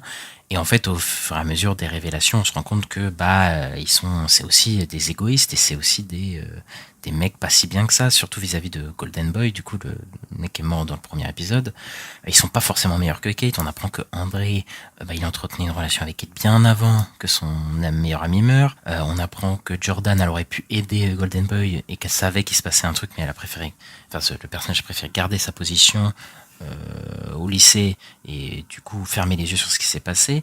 On revient sur le trauma de Marie enfin, alors que ça faisait 3 épisodes qu'on n'était plus du tout sur ce trauma-là. Du coup, on a des révélations vis-à-vis de tout ça, et en même temps, on explore le passé de Kate qui était un personnage que moi j'aimais pas trop dans les premiers épisodes, et qui là, pour le coup, en apprenant plus sur son personnage, finalement je l'aime bien, j'aime beaucoup son passé, j'aime beaucoup son histoire, et je pense qu'elle va suivre un chemin de rédemption du coup dans les prochains épisodes, quoi. Et du coup, ça j'aime bien, j'ai beaucoup aimé. Et puis ça permet de revisiter les lieux et scènes de la série. Là on explore la salle de classe, le campus, oui, c'est vrai, on les voit un peu sous-sols. tout ça, ouais. On voit un peu tout ça, quoi, et c'est sympa, je trouve. Après, on voit aussi, le personnage de la directrice, là. On la voit pas mal, elle. Ouais, on le voit pas mal, et ça annonce, vu la fin de l'épisode, ce qu'on voit sur elle, et ce qu'elle prévoit de faire. Je pense que, on en reparlera à la fin, on aura fini de parler de cet épisode, mais ça peut annoncer des trucs pas mal. Moi, je trouve que l'épisode était bien réalisé. Oui. Il y a des transitions hyper sympas. Il y a une transition d'un moment où les personnages sont en train de parler, la caméra recule et hop, elle sort d'une télé. Et en fait, on voit ce qu'on voyait, c'était dans une télé, et on arrive dans une salle de classe. Et il y a pas mal de transitions comme ça qui sont dans l'esprit du personnage, et ça permet des trucs sympathiques. Il y a une transition avec le plafond où tous nos personnages principaux parlent, et la caméra fait un panoramique vers le haut, et elle filme le plafond, et hop, elle redescend de l'autre côté, et on retrouve Kate, et du coup on passe de la psyché de nos persos à la tête de Kate, avec un simple transition sans cut, et c'est plutôt bien fait, moi je trouve. Qu'est-ce que t'en penses, toi, de cet épisode, et surtout du fait qu'en parallèle on suit Sam et Emma de l'autre côté, quoi. Oui, ça et Emma, j'ai pas trouvé ça très intéressant. J'ai préféré le côté Marie, tout ça, où il y avait des révélations. Eux, je trouvais que c'était un peu un truc de côté, et en vrai, j'aurais préféré qu'ils soient avec eux plutôt que le gars bizarre qu'on ne connaît rien, on ne sait même pas pourquoi il est là, mais...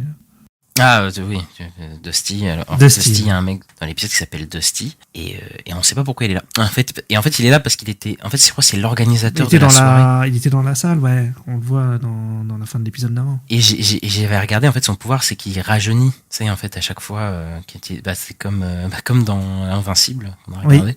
Où, en fait, je crois qu'à chaque fois, il rajeunit s'il utilise ses pouvoirs et tout. Et en fait, c'est pour ça qu'il a l'air si jeune, en fait. Et en fait, sauf que le personnage, on sait pas pourquoi il est là. Et genre, tous les personnages s'en foutent de lui. Genre, au début, il parle et tout. Genre, c'est un genre de comic relief. Et il est là, genre, 10 minutes. Et il se fait tuer dans la tête. Et après, mais il s'en fout, c'est fini. tuer, hein.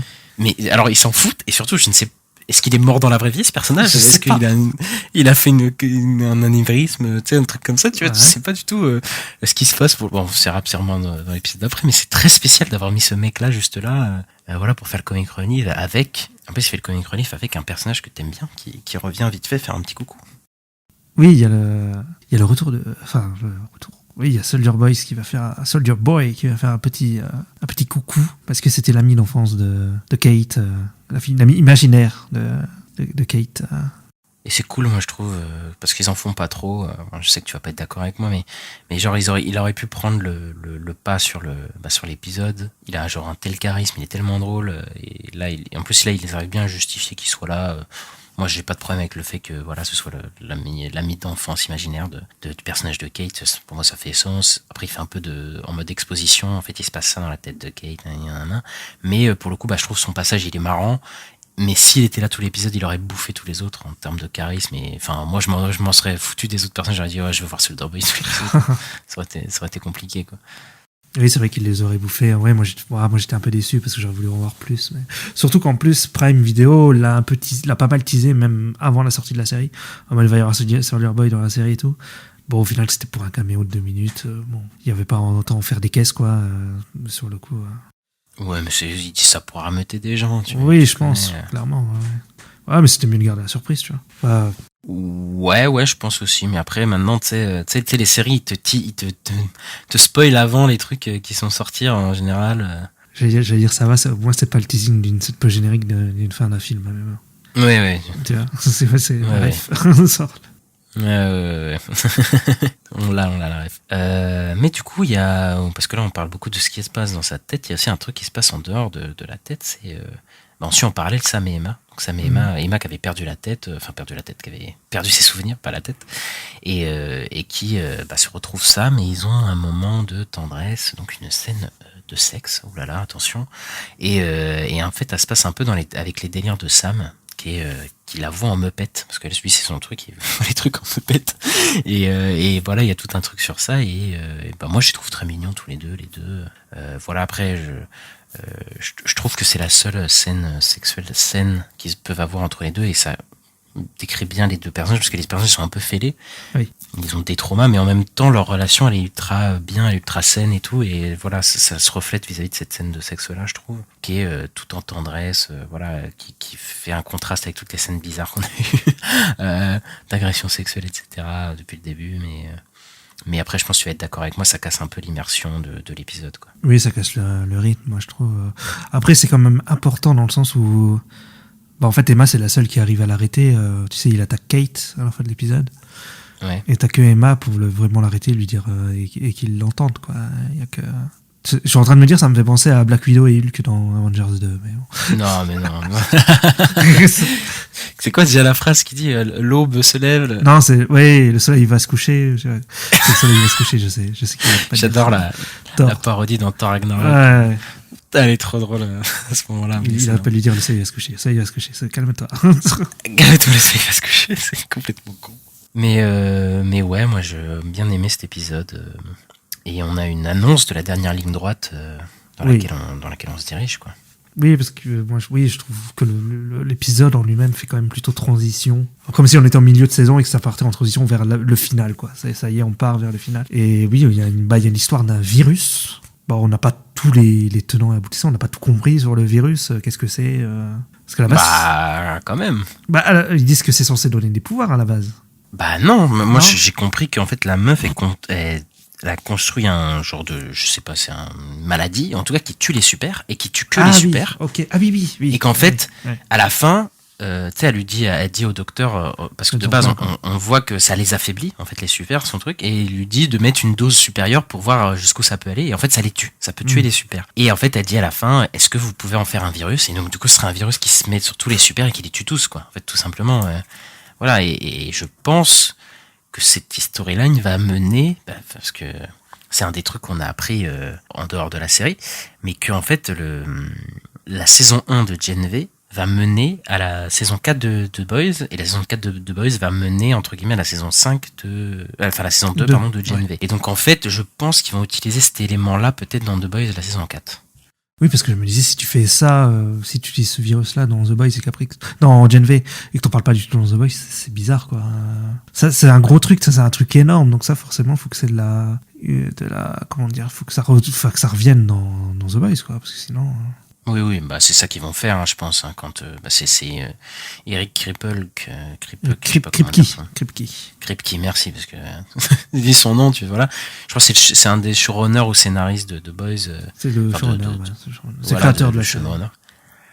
Bah voilà, il a dit, par contre, pour le coup, ça c'est bien, que t'es pas obligé de t'avoir vu Gen V saison 1 pour comprendre The Boys saison 4, tu vois. C'est pas, normalement t'as pas besoin de ça, et ça je suis ok pour ça, mais que en gros, si t'as vu Gen V, tu vas avoir des réminiscences dans The Boys. Et je pense que j'ai une petite théorie que Butcher, il va sûrement utiliser ça pour essayer de tuer Homelander, tout simplement. Ouais. On a hâte de voir ça. Et d'ailleurs, on l'a pas dit, mais Gen V est renouvelé dès à présent depuis la semaine dernière pour une saison 2. Oui. Donc on sera sûrement là dans 3 ans pour en parler. Je sais pas dans combien de temps ça va sortir. Je pense qu'ils vont faire que chaque année t'aies un truc sur The Boys. Hein. Je pense que l'année prochaine c'est saison 4 et l'année d'après c'est Gen V saison 2. On sait quand ça sort la saison 4 de The Boys? Je crois que c'est l'année prochaine. Hein. Oui, mais ils je veux dire, tourné, en c'est tout cas, début d'année, fin d'année. Non, je crois pas qu'on a de date. Non, ok. Parce que je pense qu'ils pourraient. Je pense qu'ils vont alterner The Boys Gen V, ou peut-être possiblement d'autres trucs, mais ouais. Ouais, je pense aussi. Hein. Bon, moi, je suis plus globalement satisfait de Gen V épisode 6. Je suis même globalement satisfait de la série, moi. Et j'ai hâte de voir la fin, de voir où ça va mener, où ça va péter. Et voilà. Et toi, peut-être un peu moins. J'ai suivi, j'ai quand même envie de savoir comment ça finit. Ça m'intéresse quand même un petit peu. Mais ça va pas trop booster la série, je pense. Je pense pas. Je pense que là, on est au 6e épisode. Bon, je pense que on a notre avis sur la série, si on l'aime bien ou pas. Je pense pas que ça va changer avec 2 épisodes, quoi. Ouais. Et écoute, on va passer à la suite. On va retourner en salle de cinéma. Mais pas que, puisqu'ils ont décidé de sortir en digital très rapidement ce film. On va vous parler de Saw 10. This is not retribution. It's a reawakening.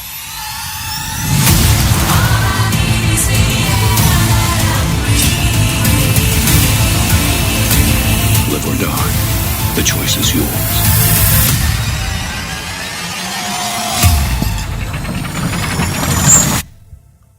Alors, Saw 10, donc 10e épisode de la saga Saw. Kevin Greuther, je ne sais pas comment dire son nom de famille, excusez-moi, qui revient en tant que réalisateur de la saga. Il avait déjà réalisé Saw 6 et Saw 3D, des chefs-d'œuvre. Et des titres très drôles. Oui. Saw 6 et Saw 7. Mais bon, ça s'appelle pas Saw 7. Bah oui, le 7, ils ont les. Et donc du coup on retrouve John Craver, ici le tueur au puzzle. Il est de retour dans le volet le plus perturbant de la franchise Saw. Les événements se situent entre Saw 1 et Saw 2. On y retrouve un John malade et désespéré qui se rend au Mexique afin de subir une opération expérimentale capable de guérir son cancer, mais il découvre que tout ceci n'est qu'une escroquerie visant des malades vulnérables et affligés. Animé d'un nouveau but, le célèbre tueur en série retourne à son œuvre et va prendre sa revanche sur ses escrocs dans un terrible jeu qu'il a le secret, à travers ces pièges toujours plus machiavéliques et ingénieux les uns que les autres. Alors moi, je vais vous parler. Je suis seul à avoir vu Saw X, du coup en avant-première évidemment. Du coup la critique elle était dithyrambique vis-à-vis du film, parce qu'il y avait genre des 90 sur Rotten Tomatoes. Je sais pas si t'avais vu ça. Oui. Enfin tout le monde disait, enfin je sais pas 90 mais au moins 80 et. Je crois qu'il a 79 en ce moment pour la presse. Voilà, c'est le film le mieux noté quoi. Oui, c'est le son le mieux noté, ouais, clairement. C'est le mieux noté, acclamé, même le public. Apparemment, il était plutôt conquis par cet épisode. Et moi je vais vous dire, je ne comprends pas. Je ne comprends pas ces critiques aussi dithyrambiques. Bon, et c'est pas le pire saut, je vais pas mentir, c'est moins pire que Spiral, là, le dernier qui était sorti qui était vraiment horrible. Mais alors franchement, j'ai lu des trucs et tout, je ne comprends pas pourquoi ce film est aussi aimé. Mais après, c'est sûr que si tes points d'accroche c'est toute la saga Saw, c'est sûr que si tu vois par rapport à la saga Saw, oui, c'est peut-être pas mauvais. Mais en fait, si tu vois par rapport à tout le cinéma, c'est un peu de la merde ce film. C'est ça, en fait. Tu vois. On suit. Pour le coup, il y a une vraie différence dans l'approche, pour le coup, c'est qu'on suit les tueurs cette fois. Donc on suit John Kramer qui on a tout un début beaucoup plus posé, où il va dans la clinique, donc on prend un peu son temps pour voir John Kramer aller dans la clinique et se poser des questions. Est-ce que c'est bien de torturer des gens dans des sous-sols? C'est vraiment des réflexions vite fait dans sa tête comme ça. Et en vrai, c'est assez plaisant, j'avoue, le début. Même les 2 tiers du film, j'ai envie de dire, pour le coup, ça va. Je vais pas dire c'est un chef-d'œuvre, mais ça va, tu vois. Même si c'est pas assumé à fond, je trouve le côté, on suit les tueurs, parce qu'en fait, dans la mise en scène, par exemple, on a des scènes de kidnapping, et ils sont pas du côté du tueur. Alors qu'on suit John Kramer depuis le début, quoi. On suit John Kramer depuis le début, qui se fait arnaquer dans la main, et au moment où les mecs sont kidnappés, souvent dans le saut, dans la saga, on suit un mec qui vit sa vie, et tout d'un coup, il y a une ambiance un peu bizarre, qu'est-ce qui se passe? Et il y a un mec qui le kidnappe. Et là, c'est exactement pareil dans ces scènes-là, alors que moi, j'aurais trouvé assez intéressant qui nous montre ça du point de vue de John Kramer, qui observe sa victime, enfin, John Kramer et Amanda, du coup, qui observent leur victime et qui vont les kidnapper, et donc voilà. Mais non, pour faire un effet de surprise, non, ils assument pas, du coup, ce parti pris, c'est assez dommage. Ouais. Alors ça reste un saut, la mise en scène est un peu mieux que les derniers sauts horribles là qu'on a eu, mais c'est pas un truc de fou, il y a des éclairages des fois un peu dégueux et tout, enfin il y a de décors, mais là où le film pour le coup il marche bien, c'est son côté gore, c'est que le film, si tu veux du gore, il y en a bien, parce que là les pièges ils sont à la fois hyper violent et en fait fun aussi à la fois. Il y a un moment où une personne doit se couper la jambe, et en fait elle doit se couper la jambe avec un genre, je sais pas c'est quoi, un genre de fil, tu vois. Et genre avec le sound design et tout, mais moi ça m'a fait un peu, ça me fait un peu mal au cou, quoi, parce que ça fait enfin ça fait des bruits de quelqu'un qui se scie. Ouais, c'est dégueulasse, tu vois le sang qui tombe et tout, et c'est vachement bien fait là pour le coup, ça m'a bien pris, tu vois. Ouais. Et il y a 2-3 pièges comme ça qui sont vraiment pas mal, mais pour le coup alors là il était vénère John Kramer sur les pièges, parce que les pièges ils sont mais hyper durs, quoi, genre hyper sadiques, tu vois, hyper violents, tu vois. Ouais. Pas comme beaucoup de gens de la saga M, je pense. Mais par contre, il y a un truc qui est complètement bizarre, c'est que la psychologie de John Kramer, c'est que John Kramer, il kidnappe des gens qui ont fait des choses mauvaises, et qui dit qu'ils n'apprécient pas la vie assez, ou qui sont mauvais, et que du coup, ils sont obligés de se faire du mal, entre guillemets, pour sortir, genre un mec qui doit se couper un bras en 3 minutes, sinon il meurt, tu vois. Et là, là, le personnage est un personnage qui doit se couper la jambe et se mettre un tuyau dans le... C'est très bizarre. Mais un mec une personne qui doit se couper la jambe et mettre un tuyau dans sa moelle osseuse ou un truc comme ça pour que, en fait, son sang et sa moelle osseuse se soient extirpés et aillent dans une bouteille, tu vois. Et elle a 3 minutes pour le faire, tu vois. Ouais. Et donc du coup elle hésite, enfin tu sais, elle a du mal, et puis bon, elle a réussi quand même à se couper toute la jambe, toute sa putain de jambe. Elle met le tuyau et elle veut remplir la bouteille. Et avant le temps imparti, elle a réussi à faire ça, tu vois. Mais ce qui la tue, c'est que le compteur il se finit avant que la bouteille elle se remplisse. Mais moi j'ai une question pour John Kramer, c'est que elle a fait ce qu'il voulait, tu vois. Genre, là, pour le coup, c'est qu'il y a un temps de chargement. C'est comme si, il y avait un temps de chargement de la bouteille, tu vois. La bouteille, elle prend 30 secondes à se remplir, mais ça, c'est pas de sa faute. Enfin, je veux dire, elle, pour le coup, elle a fait ce qu'il voulait. Donc c'est assez cruel de les condamner parce que ta bouteille, elle se charge, genre lentement, tu vois. Et du coup, je comprends pas, enfin, genre, elle mérite de mourir, quoi. Elle a pas prouvé je me mets dans la psychologie du personnage, tu vois. Pour moi, là, c'est con qu'elle soit morte, puisqu'elle a prouvé qu'elle s'était sacrifiée pour le truc, quoi. Il trouver un moyen que ça s'écoule plus vite, le sang, en appuyant sur la voilà, jambe. Ou alors tu prends pas un truc aussi con, aussi complètement absurde dans son déroulé, quoi. C'est genre la meuf, elle a réussi l'épreuve en 3 minutes 10, c'est pas en 3 minutes, du coup elle mérite la mort. C'est médaille d'argent, c'est pas médaille d'or. C'est la médaille d'argent, c'est ça, tu vois, c'est trop bizarre, quoi. Et bref, et le film, il est tellement bavard et long entre chaque piège, mais pour rien, quoi. C'est de la philosophie de comptoir, tu vois. Et il y a des gens qui disent... Mais je te jure, et en plus ils discutent de choses qu'on sait déjà, ils sont en mode, il y a des gens qui disent, oh putain, c'est une nouvelle approche de John Kramer, on comprend. Oui, il y a plein de gens qui ont aimé, ça. Alors que de Saw 2 à Saw 8, Jigsaw, mais en fait on fait que voir la psychologie du personnage en fait. On a des flashbacks, parce que le personnage il lui arrive un truc et du coup on le suit en flashback à partir de Saw 4, tu vois. Mais tout ce qu'on dans la saga, on a compris la psychologie du personnage. Le nombre de fois il a rencontré des gens, sa famille, tout autour du personnage on a suivi quoi. Et donc là les gens ils sont en mode oh putain on découvre le personnage sous un nouvel angle. Non, on a déjà vu tout ça, on sait ce qu'il pense, tu vois, John Kramer. Enfin moi ça a pas du tout changé ma vision du gars quoi. Donc c'est assez bizarre quoi.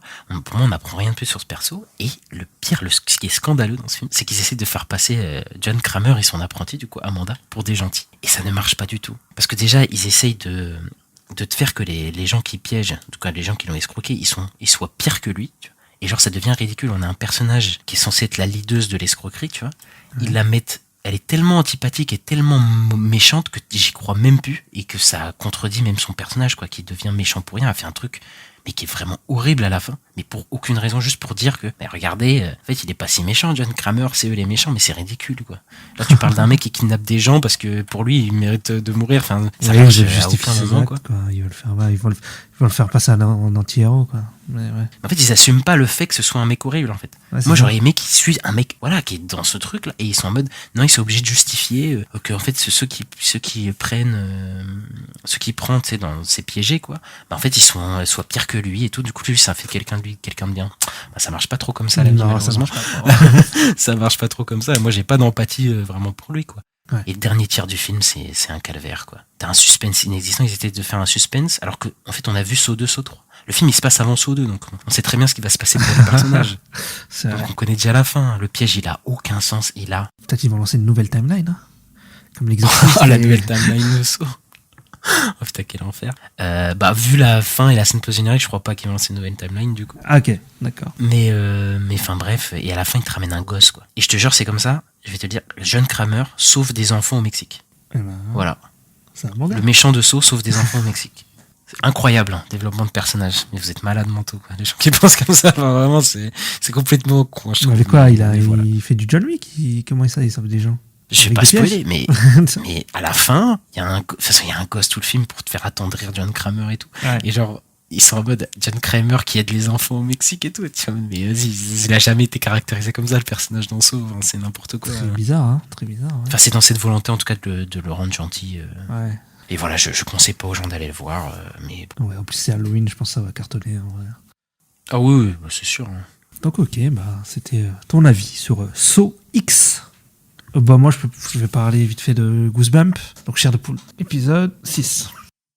Cet épisode, il était un peu spécial parce que c'était un épisode qui se passe, c'est un épisode flashback où tu vois, ouais, mais je sais pas comment dire sans spoiler. C'est un épisode qui se passe genre dans les années 40, un truc comme ça. T'as toute une histoire sur le personnage de Slappy. Donc le personnage Slappy, donc moi je savais pas, mais Slappy c'est la mascotte de Chair de poule. C'est la marionnette. Par exemple c'est le méchant du deuxième film qui est sorti avec Jack Black. Et en fait t'as toute l'histoire de Spanta là, et c'est un épisode qui est tout dans le passé.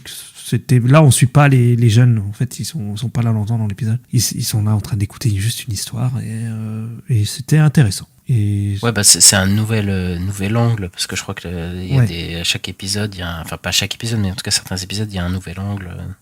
Oui. Parce que moi j'ai vu que 2 épisodes, mais le deuxième épisode, par exemple, on suit vraiment un seul personnage. C'est le personnage de, je n'ai oublié son nom, celle qui est bully à l'école. Je n'ai plus du tout son nom. Enfin, c'est Alicia. Alice. Non, pas Alison. Non, si, c'est Alicia. En tout cas, on suit un personnage qui était vraiment effacé dans le premier épisode, et là, en fait, c'est vraiment le personnage central de l'épisode, même si bon, on suit en parallèle d'autres épisodes, et en fait, on va suivre vraiment un moment. Enfin, je vais pas.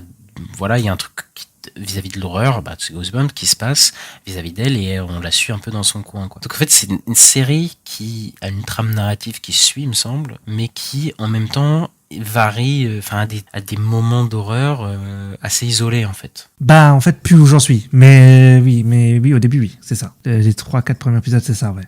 Même de cet épisode que tu me parles, je veux dire c'est... Enfin, on rentre quand même dans un autre truc, quoi. Je te disais à l'épisode précédent que il y avait un concept à chaque épisode en fait. Il y a à chaque fois un truc. Ouais. Et on rentre à chaque fois dans autre chose. Mais là, les personnages sont ensemble en gros. Pour moi, c'est encore autre chose. Ouais. En fait, ils apprennent tout un truc. En fait, t'as des révélations. Là, on parlait des révélations sur Gen V, c'est un peu le même genre d'épisode. C'est l'épisode où t'as toutes les révélations de qu'est-ce qui a fait quoi, qu'est-ce qui s'est passé dans le passé. Parce qu'il y a des trucs par rapport aux parents des personnages. Donc là, t'apprends pas mal de choses. Et c'est un épisode plutôt qui avance pas vraiment l'histoire, mais qui te fait des révélations sur qu'est-ce qui s'est passé avant et pourquoi on en est arrivé là, quoi. Ouais. Il y a combien d'épisodes en tout Goosebumps, c'est 10 ou 8 C'est 10 qui sont prévus. Ah ouais, 10 épisodes, putain. Bah écoute, moi j'ai vu que 2 épisodes. J'étais moins conquis que Ista. Sur l'épisode, moi les personnages, il y en avait tellement, j'en pouvais plus.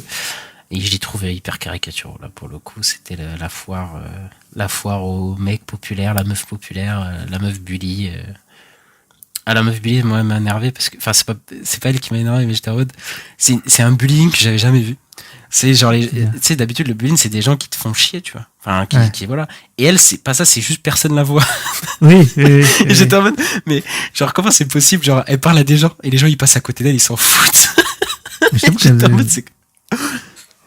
mode, c'est chaud, quand même. Bah ouais, de ouf. Mais en vrai, ça m'étonnerait pas que ça arrive vraiment, hein. Non, pas à ce point-là. Enfin, je veux dire, là, c'était très bizarre parce que c'est pas comme si, genre, elle se renfermait sur elle-même. C'est que là, elle parle à des gens, quoi. Genre, il y a un mec, elle lui parle, il lui met un vent. 2 secondes après, elle va dans les escaliers. Il y a le Lucas, je crois, qui skate. C'est ça, Lucas qui skate dans l'escalier. Lucas, et qui a failli lui foncer dessus. Et après, elle est en mode, ah putain, elle a fait se casser la gueule. Et lui, il part tranquillement parler à ses amis. Et il lui fait, putain, t'as fait me foncer dessus. Et le mec, il fait, ah, désolé, je t'avais pas vu. Mais mec, tu te fous de ma gueule. Il y a un humain dans l'escalier. Tu ne peux pas ne pas le voir. c'est complètement fou, quoi. Ouais. Enfin, bref, moi, j'ai pas trouvé ça super intéressant. Mais quoique l'épisode 2 m'a plus intéressé, tu vois. Pour le coup, je te disais. L'épisode 1, j'ai trouvé caricatural et tout chiant as fuck. Et là, l'épisode 2, le truc avec il y a tout un truc avec un masque et voilà, c'est un peu de la possession entre guillemets, et ça va, tu vois, ça m'a plu. Je pense que ce qui peut me plaire dans la série, c'est le côté à chaque fois il y a un nouveau truc d'horreur, voilà, et ça peut m'accrocher. Bah, je pense aussi, ouais, parce qu'il y a un vrai concept. Et moi, je trouve qu'on s'attache aux personnes, mais sur la durée. Au début, oui, t'as l'impression qu'ils sont tous cons mais plus t'avances, plus tu commences à les apprécier. Et par exemple, tu vas voir que, là, t'as vu la fin de l'épisode 2, je suppose que tu te poses des questions. Oui, il se passe un truc à l'épisode 2. Oui. Là, j'étais en mode what the fuck, mais. Ouais. Mais je pense que ça va revenir dans l'épisode 3, quoi. Oui, mais c'est ça. Mais ça après, tu reverras l'épisode 1 un peu sous un autre angle aussi, je pense, sur le personnage de James. Oui, en fait, James, c'est un chewing-gum. Oui, c'est ça, en fait, la révélation. C'est un pot de peinture, trop bizarre. Non, c'est pas ça la révélation. Non, mais tu verras, c'est aussi un concept, c'est aussi sur un concept, quoi. Ok, bah écoute, je verrai ça. Moi, je t'avoue que j'ai lancé direct l'épisode 3, je suis tellement parti en mode what the fuck, comment ça a fini, tu sais. Ouais, je vois. Bon, c'est fini pour les sorties de la semaine. On va passer à la chronique box-office. Ouais, c'est le box-office. Alors, il n'y a pas de jingle. Ouais, alors, on va commencer. Donc, on va faire le top 5, en gros, du box-office. Et donc, le premier, c'est le film, encore une fois, de Taylor Swift, comme la semaine dernière, qui a rapporté 31 millions de dollars lors de son deuxième week-end. Bon, ça fait une baisse de 66,6%. Parce que, par contre, on avait dit...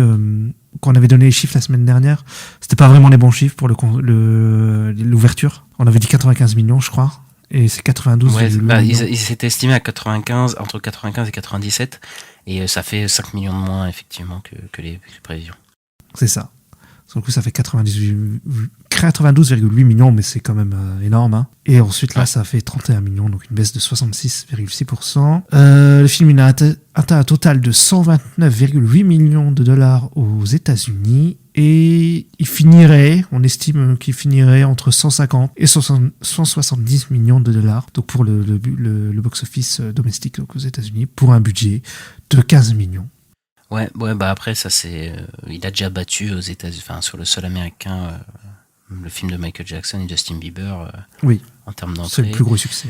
Le film de après, c'est dans le monde. Est-ce qu'il va dépasser This Is It ? Parce que This Is It, il avait bien marché dans le monde. Je crois qu'il était dans les 200, presque 250 millions dans le monde. Taylor Swift, je crois qu'elle est moins big dans le monde, mais on verra si le box-office international suit et si elle va devenir, ça va devenir le film-concert le plus vu de tous les temps. J'en reviens pas qu'on parle de ça chaque semaine. Ouais, non, c'est très bizarre. C'est très étrange, hein. C'est même pas vraiment un film, quoi. C'est une captation d'un concert, mais bon, écoute. Et dis-toi que c'est ce film Oui. qui a fait passer Killers of the Flower Moon en deuxième cette semaine. C'est vrai. Puisqu'il a rapporté 23 millions lors du week-end d'ouverture en 3 jours. Et qu'en fait, c'est finalement pas... parce que ça peut faire peur pour un film qui fait 200 millions, mais c'est pas si mal puisque c'est le deuxième plus gros succès de Martin Scorsese, enfin le deuxième plus gros entrée en tout cas au box-office de Martin Scorsese. Et du coup, c'est plutôt positif pour son cinéma. Après, bon, le film, il a coûté 200 millions, donc il a coûté plus cher que certains de ses autres films. Et à l'international, il fait 21 millions de dollars en 5 jours d'ouverture. Donc si on ajoute ça aux 23 millions de dollars, on arrive à 44 millions de dollars au box-office mondial. Et c'est le deuxième plus gros début au terme mondial de la carrière de Scorsese en tant que réalisateur. Est-ce que le film il va atteindre les centaines et les centaines de millions ? Je pense pas. Maintenant, c'était pas son but, je pense. Et voilà, de toute façon, il était fait pour Apple TV, donc il va être sur les plateformes. Je crois qu'il est prévu pour fin novembre, début décembre en plateforme. Ah oui, donc bientôt. D'accord, ok. Dans un mois et demi. Enfin, en tout cas, je crois que ça avait prévu décembre sans date. Mais donc, du coup, il va rester un mois et demi, peut-être 2 mois s'il arrive fin décembre. Voilà, sur les plateformes, voilà. Après, c'est dans les vibes qu'on a aux États-Unis en ce moment, pour le coup. Oui, c'est vrai. Mais par contre, nous, en France, est-ce que ça va pas être la merde parce que il va pas tomber sur Apple TV ? C'est vrai, parce qu'il va subir, j'aime pas trop ce mot-là, mais il va y avoir la chronologie des médias qui va. Ah mais non, en France, il sortira pas du tout. Ouais, voilà, sur Apple sortira TV. pas tout de suite sur Apple TV, ouais. Il sortira dans 1 an et demi, un truc comme ça. Sur Apple TV, sûrement. Après, Canal+, ils vont peut-être récupérer le truc dans 6 mois. Ouais.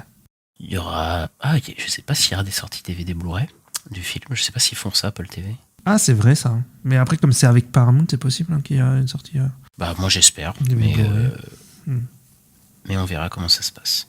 Ouais, on verra, mais c'est pas catastrophique, vu que... Il fait juste c'est genre le 3e en domestique, c'est le 3e.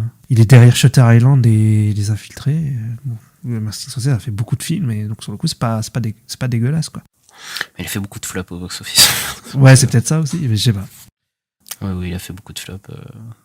Et donc ensuite, on a l'Exorciste Dévotion, qui a rapporté 5,6 millions de dollars lors de son 3e week-end aux États-Unis, soit une baisse de 49,1% par rapport au week-end précédent. Et il s'agit quand même du 2e film le plus rentable de la franchise de Exorcist, et il a atteint 54,2 millions de dollars. Et il finirait entre 62 et 67 millions de dollars pour le box-office domestique. Il a franchi la barre symbolique des 100 millions au box-office mondial, après avoir rapporté 8,2 millions le 3e week-end à l'international. Il est en baisse de 48,2% par rapport au dernier week-end, et il a atteint 53,4 millions, et si on ajoute les 54,2 millions, il a atteint un cumul de 107,6 millions, et il finirait entre 135 et 145 millions pour un budget de 30 millions, donc c'est loin, c'est pas mal. C'est pas mal. Après, ils ont acheté les droits à 400 millions. Donc, c'est ça. Faut pas oublier ça. Mais oui, le film en soi, il va se rembourser. Après, faut voir sur la longévité je sais pas comment on dit. La longévité de cette saga, de la trilogie, parce qu'ils comptent faire une trilogie, mais est-ce qu'ils comptent pas en faire plus, je ne sais pas, tu vois. Est-ce qu'ils vont finir par se rembourser, je pense, mais bon, tout n'est pas joué, parce que, en vrai, s'ils font 3 fois ce chiffre-là, c'est pas bon. C'est pas tant bénéfique, en fait. C'est pas rentable. Trilogie. Parce que tu fais 3 fois 150, ça fait 300, ça fait 450, pour 400. Ouais, ça fait pas des bénéfices de fou. Si chaque film coûte 30 millions, ils auront dépensé presque 500 millions en tout. Donc bon, ouais, c'est pas si fou. Ouais, je sais pas si c'était une bonne affaire de payer 400 millions pour de l'Exorciste. On verra les prochains. Ensuite, on a Saw X, dont j'ai parlé tout à l'heure, qui a terminé son 4e week-end en 3 jours avec un solide chiffre d'affaires de 3,6 millions. Donc une petite baisse de 36,8 millions par rapport au week-end dernier. Et il atteint les 47,2 millions de dollars aux États-Unis. Il devrait finir à 55 millions aux États-Unis, sachant qu'il a coûté que 13 millions. Il s'est déjà remboursé juste aux États-Unis. Après, nous en France, il sort cette semaine. Il sort ce mercredi, donc voilà, il engrangera encore plus, je pense, avec en plus Halloween qui arrive. Voilà, les sauts, ça coûte pas cher, ça rapporte de l'argent. Voilà, on est dans ça risque pas de s'arrêter, quoi. Je pense pas. Il va y avoir sûrement des suites qui vont arriver. Et ensuite, en 5e, on a The Creator, qui a rapporté 2,6 millions de dollars lors de son 4e week-end, en baisse de 39,5% par rapport au week-end dernier. Donc il atteint 36,8 millions de dollars aux États-Unis, donc avec un budget de 80 millions. Il finirait entre 40 et 43 millions de dollars aux États-Unis pour son box-office, donc domestique. À l'international, il a fait 4,1 millions le 3e week-end. Et donc il a fait une baisse de seulement 30,1% par rapport au week-end précédent. Donc pour un cumul pour le chiffre international de 53,6 millions. Et donc si on l'ajoute avec le box-office US, donc 36,8 millions, on arrive à un cumul de 90,4 millions pour le box-office mondial. Et c'est estimé qu'il finirait entre 100 et 110 millions pour le box-office mondial. Chaque semaine, flop. C'est dommage. C'est dommage, parce que ça méritait pas un flop comme ça. Mais ouais, là, on peut pas dire... si on dit que Blue Beetle, Shazam 2, c'est un flop, on peut pas dire que le Creator n'est pas un flop. Là, c'est... Voilà. Fallait qu'il cale du Marvel et du DC dans cette histoire. Putain. Non, j'ai calé que du DC, pas du Marvel. Ah, c'est vrai. T'aurais pu dire Ant-Man. Ant-Man, il a quand même fait pas loin de 500 millions, donc c'est quand même pas... Non, il a pas fait les 500 millions, c'était un flop, Il a pas fait. Mais je pense qu'il sera rentable quand même avec les DVD et tout. Non, c'est annoncé, c'est un flop, monsieur. C'est un flop. Mais non, 200 millions, et il est prêt. Alors, déjà, il aurait coûté aux alentours de 200 millions. C'est pas exactement la production, ils ont peut-être coûté plus de 200 millions, plus le marketing. Non, il va pas se rembourser. Je pense que là... avec les DVD aussi, mais si. Mais les DVD, personne n'achète les DVD Ant-Man. Écoute, moi j'étais dans mon magasin, il était dans les top ventes, donc... Non, mais je pense pas que ça puisse éponger c'était, je sais plus qui est le producteur de Marvel qui avait dit que de toute façon c'était un flop. Enfin, que ça marchait pas, quoi. Parce que pour le film, pour qu'il se rembourse... Il fait moins que les deux d'avant, donc oui, clairement. Non, mais clairement, on est d'accord que les chiffres sont pas bons, mais il fait pas 100 millions non plus, tu vois. Il fait pas non plus Flash, il fait le double de Flash quand même. Non, mais attends, je compare pas le flop de Flash à celui d'Ant-Man, faut pas déconner, c'est pas le même flop, mais je veux dire, Ant-Man a perdu de l'argent, quoi, tu vois. C'est comme ça, c'est c'est le premier flop de Marvel depuis longtemps. Et en parlant de flop, on a potentiellement 2 flops qui arrivent. Parce qu'on a 2 estimations. Donc on a l'estimation de Hunger Games, le préquel du coup de Ballad of Songbirds and Snakes, qui pour l'instant est prévu à entre 35 et 45 millions durant son opening week-end. Et ce serait du coup l'opening week-end le plus bas de la franchise. Donc c'est pas très très bon signe, il me semble, pour la franchise. Mais après, il subit... il peut pas faire de publicité aussi, il y a ça à prendre en compte. Et après, je vous avoue que moi, j'en ai rien à foutre. Je le dis... je pense que beaucoup de monde est comme toi et personne n'a rien à foutre, parce que 35 millions, 35, même 45 millions, si on veut la fourchette haute, c'est pas terrible. Hein. Je crois qu'il a coûté... j'ai essayé de me renseigner, j'ai pas trouvé le prix du film. Après, j'ai vu que sur la saga, le premier coûtait 80 et que le dernier coûtait 160, tu vois. Donc je pense qu'il a coûté dans les 100 millions. Moi je pense qu'il va flopper, mais après à quel point il va flopper, ça dépendra de son budget. S'il a coûté genre 100 millions, peut-être que voilà, ce sera un flop, mais que ce sera plus ou moins amorti. S'il a coûté genre 150 millions, ça va être compliqué. Oui, je vois ce que tu veux dire. Après on a que les estimations du box-office domestique. Oui, c'est ça aussi. On sait pas ce que ça va se passer. Voir après ce que ça va donner à l'international. Voilà. On peut être surpris, hein. Là, sur le coup, on va parler de The Marvels. Sur le coup, qui a eu une petite montée en estimation, parce qu'on en avait parlé la semaine dernière et on disait qu'il était estimé entre un démarrage entre 50 et 75 millions de dollars pour son opening week-end aux US. Et donc maintenant, ça a monté à 70-80 pour son opening. C'est donc les estimations hautes du coup, qui sont plus ou moins assurés. Donc, l'estimation haute, c'était, on avait dit 75 millions. Bah là, c'est entre 70 et 80 millions, ce serait, pour l'instant.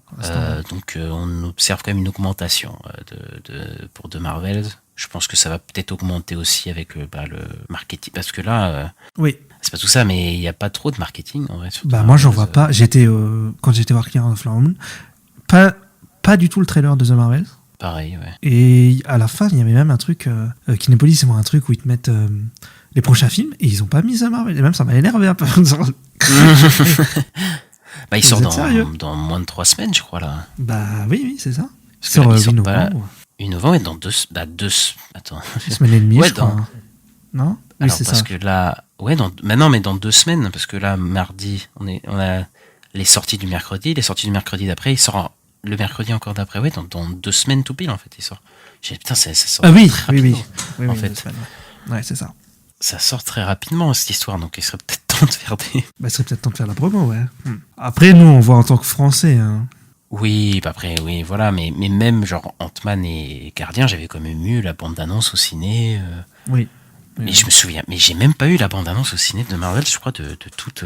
Parce que Ant-Man, je me souviens que en moins 1 mois avant, j'avais la bande-annonce au ciné qui me bombardait. Pareil. Et il faisait pareil avec Shazam 2, moi, dans mon ciné. Ouais, bon, c'est très bizarre. C'est très très bizarre. À voir.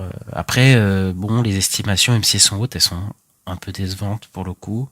Parce que j'avais regardé que le premier Captain Marvel, il avait fait le double. Il avait fait 150 millions à son... Captain Marvel, oui. Non, mais ça fera pas 150 millions. Mais ça peut peut-être faire un démarrage à l'Ant-Man ou... Ouais, mais tu vois, après, faut voir, parce que là, le démarrage, il est pas bon du tout. Peut-être que l'intérêt va grandir, la publicité. Parce que j'ai vu qu'il y a quelqu'un qui comparait avec Barbie, et Barbie était estimé pas à peu près pareil à 3 semaines avant la sortie, à 70-80, et ça a monté ça a monté à 100 millions, tu vois. Donc, sauf qu'il y a 2 trucs différents, c'est que ça coûte 100 millions. Barbie, il y avait déjà, il a coûté moins cher, mais surtout, il y a eu un phénomène Barbie. Il y a eu un phénomène Oppenheimer, quoi. Barbenheimer. Et surtout, la publicité qu'on s'est tapée de Barbie, c'était la meilleure publicité de tous les temps.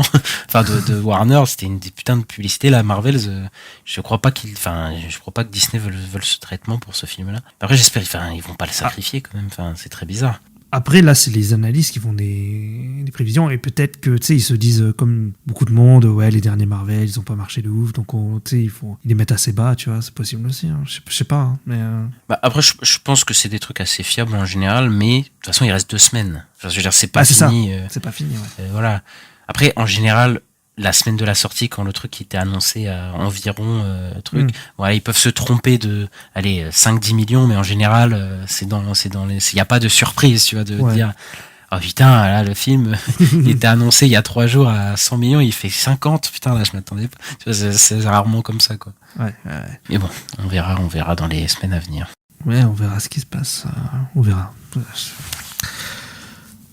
On passe aux sorties de la semaine prochaine. Ouais, on peut faire ça. Il y a un film que tu attends mais que tu as déjà vu. Oui, je l'ai déjà vu en avant-première. C'est le nouveau film d'Albert Dupontel qui s'appelle Second Tour, donc qui parle d'un candidat à la présidentielle et d'une journaliste qui essaye de l'interviewer.